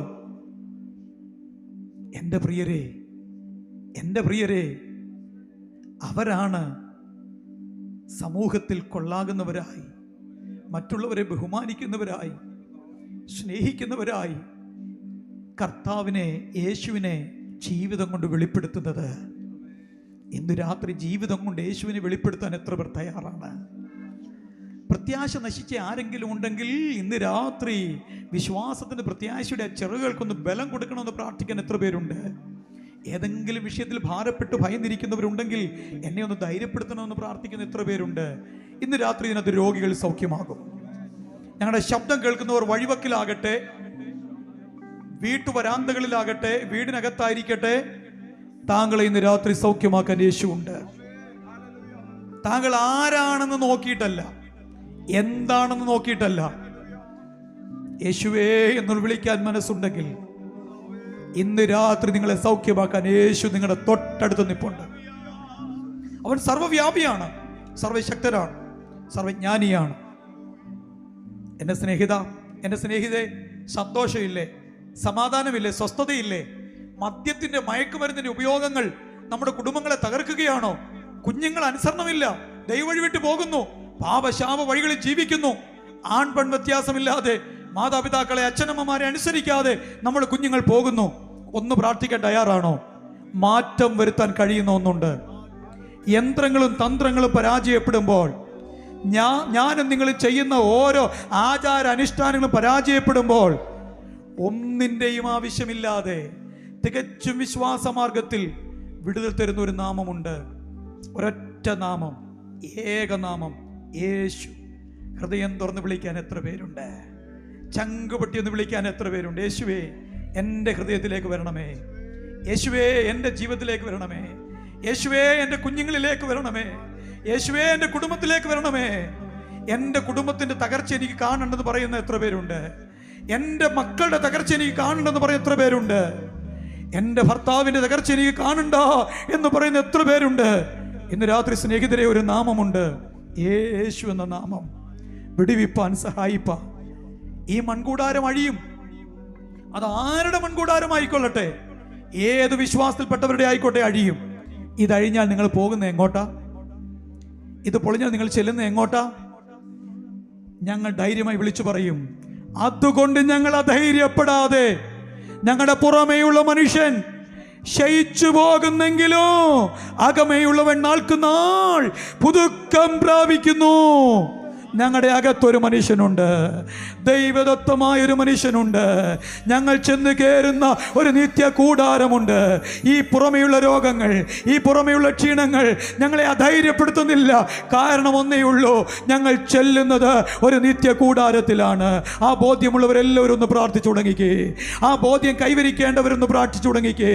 ഇന്ന് രാത്രി എനിക്ക് യേശുവിനെ വേണം എന്ന് പറയുന്നവരൊന്ന് പ്രാർത്ഥിച്ചു തുടങ്ങിക്കേ.